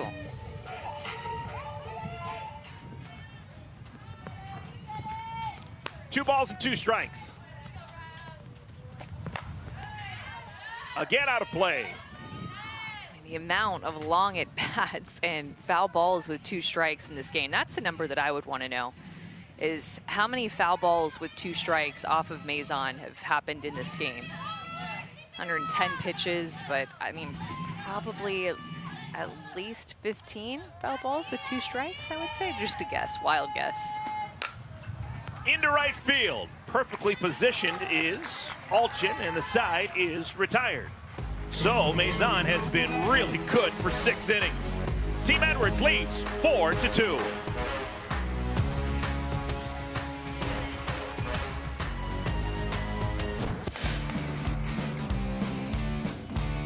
Well, Series 1 was the very first go-around at AUX Softball for Jocelyn Allo, and she is liking what she's seeing so far. Yeah, started out 0 for 4 in her first 4 plate appearances, and then hit a home run that I thought broke the seal, because then after that she was just crushing balls, including an additional home run. So 2 home runs in Series 1, a .455 batting average after starting out 0 for 4, and Jocelyn Allo is one of the best hitters to watch in this game, if not the best one. Well, she's got an extra bit of responsibility for our second game. She's going to be a captain for the first time. She'll be making decisions in addition to batting and trying to make a difference in the batter's box. She's got a good club this week. Haley McClenny, Megan Wiggins, Tori Vidalis, a lot of veteran experience going to help her along the way, you'd imagine. That's our second game. Team Allo, Team Edwards. In between this game and our second game, we will have a gap show hosted by our very own Savannah Collins. No relation. She'll get us ready for our second game. You crack me up when you say that. Like, it never isn't funny to me. Into center field, and nice play made by Mackenzie Clark. That ball was knuckling on her. It was drilled by Haley Lee. 77 miles an hour off the bat. I mean, when you get in those upper 70s of exit velocities and low 80s is like Jocelyn Allo. Both of her home runs were 82, 85 miles an hour off the bat. So 77 is some serious high exit velo. Mackenzie Clark is going to be visiting with Savannah, and Jesse Warren will be in the mix as well. That's what you can expect for our gap show in between games 1 and games 2. Jalen Alchin gets herself a base hit. First base hit of the afternoon for Alchin. And we told you that Team Edwards has been building that picket fence. They got single runs in 4 consecutive innings now. Another run here in the 6th inning, and it'll be another inning win. First ball swing, and Morgan Zirkle pops it out of play. Now, Eric, I don't know if you notice, because you actually notice a lot of small details and very analytical things, but have you noticed Kayla Kowalik's catching helmet that she has right now? I have not paid close attention to it, no. So, really cool story, as that ball is just hit so hard right back up the middle by Zirkle, but she started to wear that helmet at Kentucky, and it represents all the SEC, all SEC catchers at Kentucky, which is every starting catcher that Rachel Lawson has ever coached in her UK tenure. So you'll see the different numbers represented on her helmet. That's for Brittany Cervantes, Jenny Shaper, Megan Yockey, and then Griffin Joyner. And of course, Kayla Kowalik joined them as an all SEC catcher, but a tribute to the catchers at Kentucky under Rachel Lawson's tutelage. Pretty cool, huh? Brittany Cervantes, that's a wonderful name. Back in the day. I knew you'd like that She one. was a great pro, national pro fast pitch. Okay, if you're in the same category, Brittany Cervantes, that means something to me. Right? You don't see catchers have helmets like that very often. That's cool. I like it. And it's cool, too, that she's still deciding to wear it past her career at Kentucky, a year removed. Well, she needs to be on the blue team. Yeah, works out great with this uni, huh? Okay, we've got runners on at first and at second with 1 out. This is Bubba Nichols. Just going to say, maybe she should get one in each of the colors. Humpback liner, caught, double play. Nice heads-up defense by Aubrey Leach, and the side is retired. So no blood. Neither side able to score a run in the 6th inning, and we'll have a carryover 7th inning. Right place, right time for Aubrey Leach. She had Bubba Nichols up, who has hit 3 home runs, but they turned this into a double play. Athletes Unlimited Pro Softball is sponsored by the U.S. Air Force.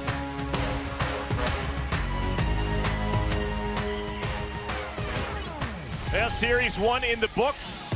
Every game was close, a whole bunch of homers, a lot of fun things that we saw, and so far so good here in Series 2. It's been a closely fought game. It's 4-2 as we play the 7th inning. When this one comes to an end, we will keep it right here. We will have a gap show hosted by Savannah Collins, and she'll have a lot to talk about as the leaderboard continually gets updated as results are finalized. We'll hear from Mackenzie Clark. Jesse Warren also scheduled to pop by the set as we get ready for Game 2, which will be Team Allo against Team Edwards. Okay, a bunch of changes to tell you about. We've got a new pitcher coming in, AUX Pro will replace Mariah Maison. Maison goes the first 6. She's in line to pick up the win. She's relieved by Storako. And Storako will face Sarah Willis, batting for the first time. Neither team scored in the 6th inning, so this inning is a carryover inning. It's worth 20 points for whichever side scores more runs. This is Storako. Storako going to be more of a rise ball pitcher, up in the zone, spin that rise, curve, screw. 24-year-old right-hander from the Chicagoland area. Good softball players over the years have come out of Chicago. There's out number 1. Willis flies out to right. She gon' turn up in the party. She get lit. Next to bat, the center fielder from Clemson and the team captain, number 86. Okay, maybe the last opportunity for Mackenzie Clark to lead her team. The captain so far today is 0 for 2. Trying to spark a rally. If Team Clark does not score here in this 7th inning, we will not have the bottom of the 7th inning. All the inning points for the 6th and the 7th will go to Team Edwards. Put together a really solid game, scoring in a lot of different ways, a lot of different innings, just continuing to put the pressure on Team Clark. And I mean, that 4th inning was so important because Team Clark scored 2 in the top of the 4th. Into left field, that's a gapper. That will bounce over the fence. Ground rule double for Mackenzie Clark. And that's a double for Mackenzie Clark. And why I go to that inning is they answered right back, Team Edwards did. So it just has felt like when Team Clark has tried to get back into this game that Team Edwards has continued to have an answer. But this is a good swing here by Mackenzie Clark, who sits back on this changeup that is more up in the zone, and she's able to smoke it to left center field, put herself in a scoring position, trying to get on the board. Billy Andrews swings at the first pitch, skies it to left. This one is gone, a 2-run homer for Andrews. We are tied at 4.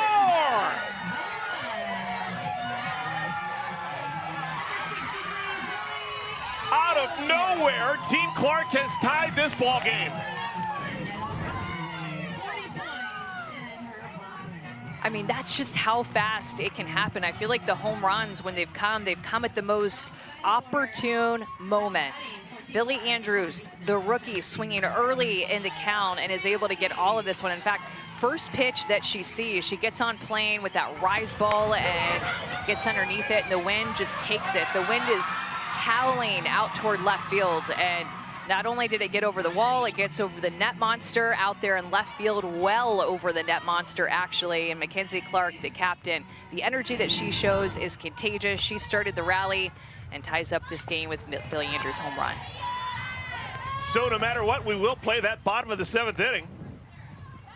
This is wonderful news for Team Clark. They had only won 1 inning so far in our ball game.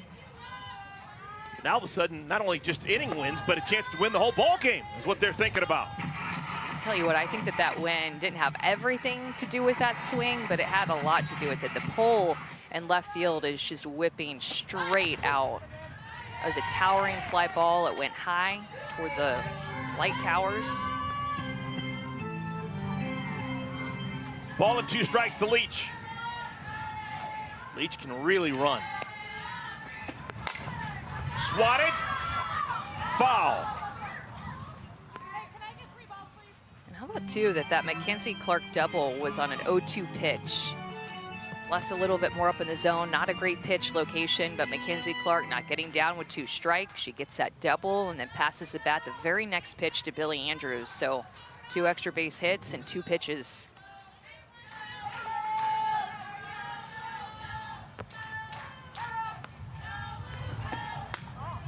Well, what that home run did, and this is one of the things that makes Athletes Unlimited Softball so unique. Mariah Maison was probably in line to get the win. Her team was winning all the innings. They're going to win the ball game. You were thinking she's probably going to be MVP 1, maybe MVP 2, and get all those points. Now all of a sudden, to a certain extent, all the hard work that she had for 6 innings is nullified. Will that even be remembered when the votes come out for the MVPs? So true. He makes such a great point. I mean, that's how quickly the game can change. Aubrey Leach, good professional at bat, draws a walk. So Starocco has given up on 3 consecutive batters, a double, a homer, and now a walk. Now batting for Team Clark. And it's the rookies in this game for Team Clark to have all the RBIs. It was Julia Cottrell, a 2 RBI double, and then Billy Andrews, 2-run home run. Called strike 1 to Kowalik.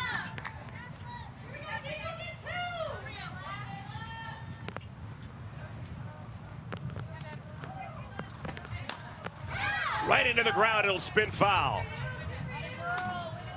0-2.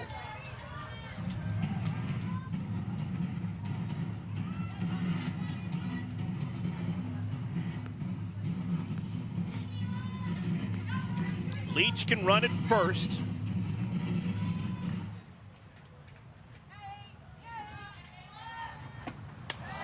Almost to the backstop. Now, even if the ball does go to the backstop, that is not an automatic 60 feet. It is a super close backstop to home plate. Depending on where the ball bounces, you're taking a chance if you try and move on a wild pitch or a pass ball. Down the left field line, foul territory. Zirkle makes the play. 2 down. We told you how close these games have been in Series 1. We played 6 games in Series 1. 4 of the 6 were decided by 1 run, and another one of those games was decided by 2 runs. So it's all these games that we've played have just been so close, back and forth. Reminds me a lot of the Men's College World Series that's going on right now in Omaha. I mean, they started out their World Series, Eric, with 3 walk-off games, with 3 walk-off hits, back to back to back. Here's Jesse Warren. Warren's had a really good afternoon. You could call it a meatloaf special. 2 out of 3 ain't bad. She flew out to left her first time up, and then back-to-back singles in the 4th and 6th innings. Nice catch by Haley Lee.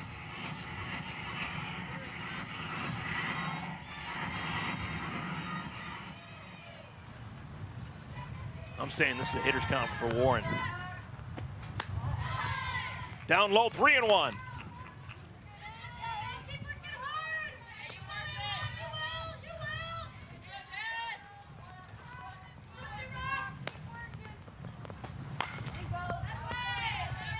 Count goes full.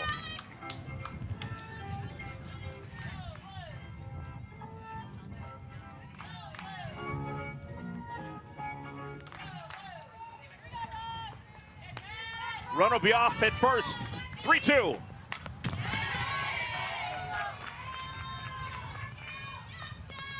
This is an important wrinkle. 3 balls, 2 strikes, and 2 outs.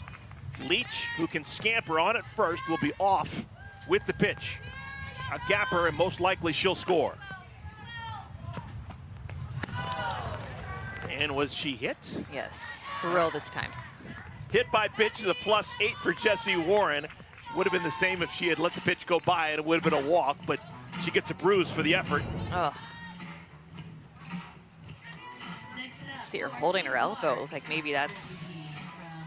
Oh. Yep. She had a guard on earlier. Did she? She had a guard on her first time up, and that time she took the guard off, and she got hit right where the guard was. Wonder why she took it off. Maybe. That's a question for the Gap Show. Savannah, Yes. write that one down. Yes, absolutely. We need to know. Okay, so the beat continues. We got runners on at first and at second. Nadia Taylor is the batter.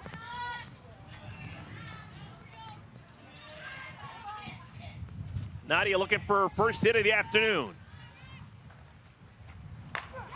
Crushed! Past circle! 1 run will score! Here comes Lauren, she's being waved! The throw! That is time! A 2-run double for Taylor! What a turn of events for Team Clark here in inning number 7. Nadia Taylor told us the other day in the last games of Series 1, she has just been working to get on time, and she is on time with that pitch. Morgan Zirkle leaves her feet, trying to make a diving play out in left field for the last out, and Jessie Warren was just determined to score. When she rounded third base, there was a look in her eye. I could see it. We're right here. I am scoring. I am getting in there, and she did a 4-run top of the 7th inning for Team Clark. How about Nadia Taylor? That is someone who just bleeds softball. She had an opportunity to do some damage, and she takes advantage. That was just glorious softball. She got a pitch that she liked, didn't wait to go down in the count, just pounced on it. It is a 4-run 7th inning for Team Clark. Pinch runner, Taylor's lifted, Morgan DeVord replaces her. I think Team Clark thinking about getting greedy here, why not?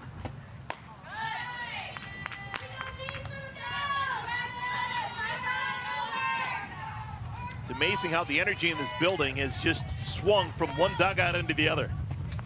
I mean, it was just a slow, steady burn for Team Edwards this entire game, right? Scoring in back-to-back-to-back-to-back innings, 4 innings in a row that they put up a run, and it just felt like it was their win. Wiz can't make the play underneath her glove, and the inning continues.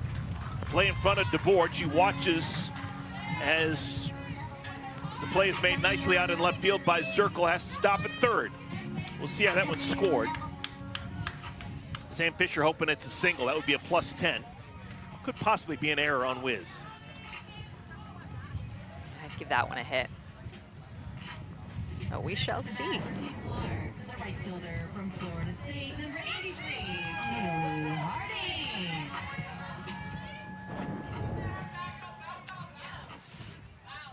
She was expecting that one to come up a little bit. It stayed down.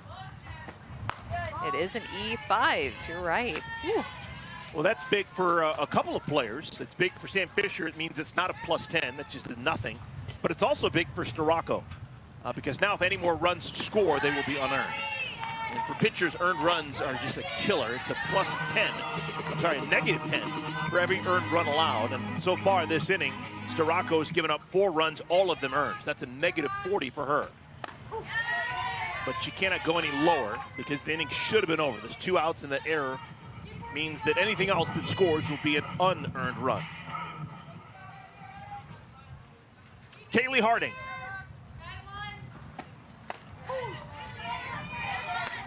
Two balls and 2 strikes to Harding.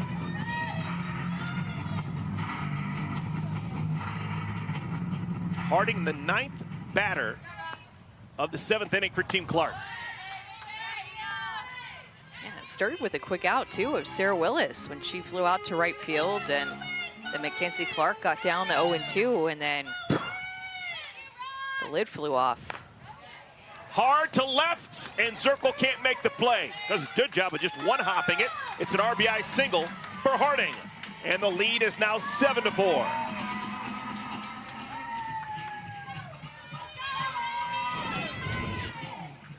Next to bat for Team Clark. Out in left field today, number 66, Sarah Willis. Goes out and gets that outside pitch and just drives it to the opposite side of the field, the left side of the field. Usually to see that pitch hit more up the middle, maybe more toward the right side, but Kaylee Harding just so strong. Be able to do a lot of different things with that pitch. Batting for the 2nd time in the inning, Sarah Willis. Hammers this one right center field. Wow! Off the hit it here sign. That'll be a home run for Willis. A 3-run smash.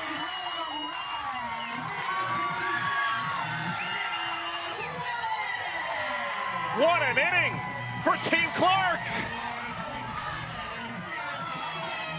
There's going to be some serious movement on the leaderboard because of this inning by Team Clark. And remember, we told you Sarah Willis was the first out of this inning. And as a softball player, what you do not want to happen is to have one inning where your team bats through and you have 2 outs in the same inning. So Sarah Willis goes out and swings early. The first strike that she gets. She hits it off of that Shields hit it here sign, and I feel like that's going to be something good for the fans. I don't know quite what it is yet, but I feel like that's got to be something good for the fans done by Sarah Willis. So this inning alone, just for Sarah Willis, she gets the 40 points for the home run. More than likely, I'm not going to, not for sure, but more than likely it's going to be an inning win for Team Clark. They've got a big lead now over Team Edwards, and they're possibly going to win the game. So we're talking about 50 plus 20 plus 40. Geez, that's 110 points in one inning of work for Sarah Willis coming off the bench because of that home run. AU softball's nuts sometimes. We've got a pitching change. Tell you about the new pitcher when we come back.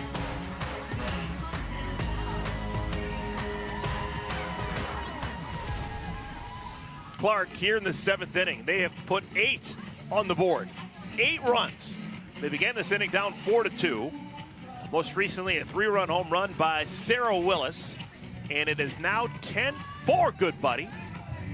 And still, the inning continues for Team Clark. Montana Fouts will be the new pitcher. Second pitcher of the inning for Team Edwards. And she pitched really well in Series 1. A little bit of rust off of not pitching in a game for several months and looked great. So the captain, Mackenzie Clark, who started this rally with a double, bats for the second time here in the 7th inning.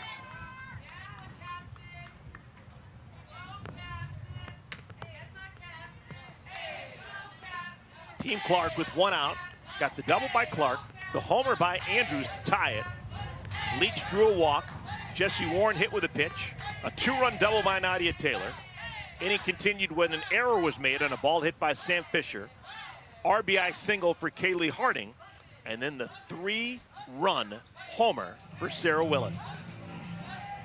And 8 out of the 10 RBIs that Team Clark has in this game were off the bat of rookies. Continuing to step up. The only 2 that aren't are 2 RBIs by Nadia Taylor, but rookies continuing that energy and momentum that they came into the season with in Series 1, bringing it into Season 2. They've been so much fun to watch. Yep, Team Edwards playing 2 games today. The captain, Taylor Edwards, has put herself into the game. She's catching Montana Fouts now. We've seen quite a bit of that over the years with Athletes Unlimited, really all levels of softball nowadays, as you frequently have a catcher paired with a pitcher. If you've got a depth in catchers, quality catchers, frequently you assign catchers to pitchers and they warm each other up in the bullpen and then come in together. And I'm wondering too if Montana Fouts was going to start game 2 and they're having to bring her into game 1, or maybe it will be Alyssa Denham starting game 2 for Team Edwards. A couple of options there. Maybe start Denham and then have Montana Fouts in relief for the second game of the doubleheader as well. And that curveball looked like it could have been called a strike, but extends Clark's at bat.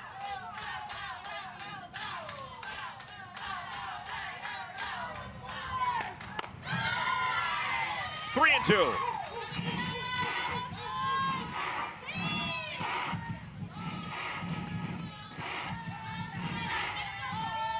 There's Alyssa Denham.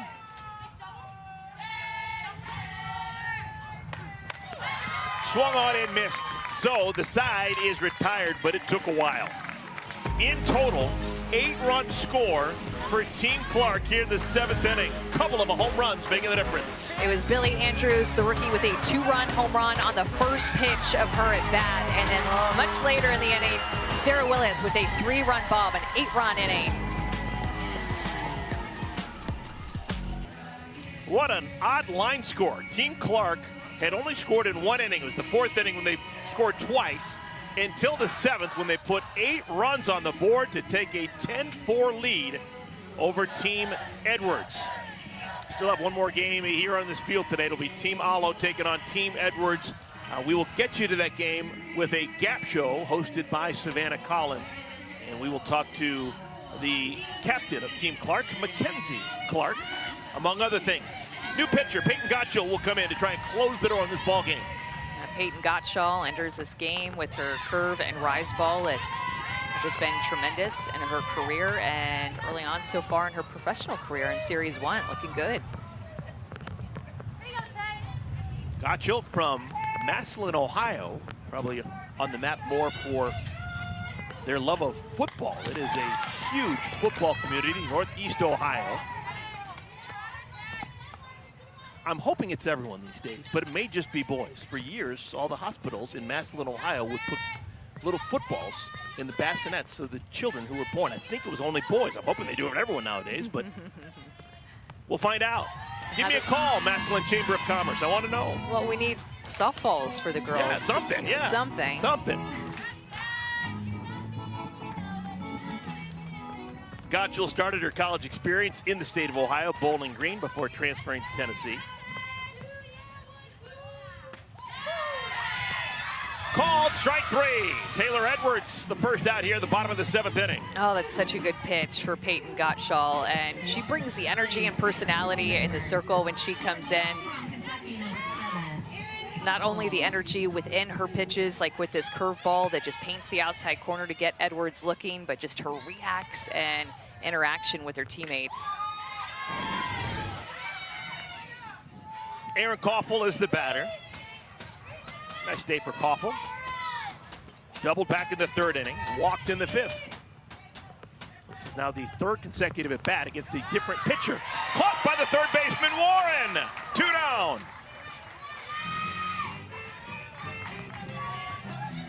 Yeah, which is a good reminder if Savannah Collins can hear us for the Gap Show to ask Jessie Warren why she wasn't wearing her elbow guard. Just a reminder, it's been quite a few runs since we brought that up, quite a few times, or some time has passed by. Good play by the 3rd baseman. Savannah's got that journalism nose. She's all over it. 2 down, here's Hannah Flippin. Everyone on the winning team will get a plus 50. If this score holds, everyone on Team Clark will get a plus 20 for winning the 6th and now the 7th inning. So that rally in the 7th inning really is probably more than likely going to put 70 points in the bank for everyone on Team Clark.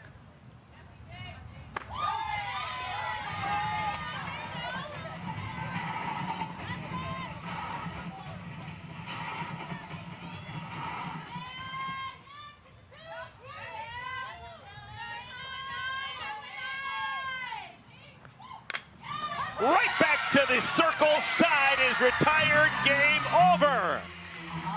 What a comeback for Team Clark as they just rip one away from Team Edwards. I mean, down to their final 2 outs, and they found a way to win this game with a lot of momentum and big-time fashion. How fun was that comeback to watch put together? I mean, probably not fun if you're Alex Storako giving up those runs and Team Edwards, but as a fan, to see a team come back like that with the energy that they had in that inning, that was special to watch and got them the win, and we'll have a lot of movement up the leaderboard.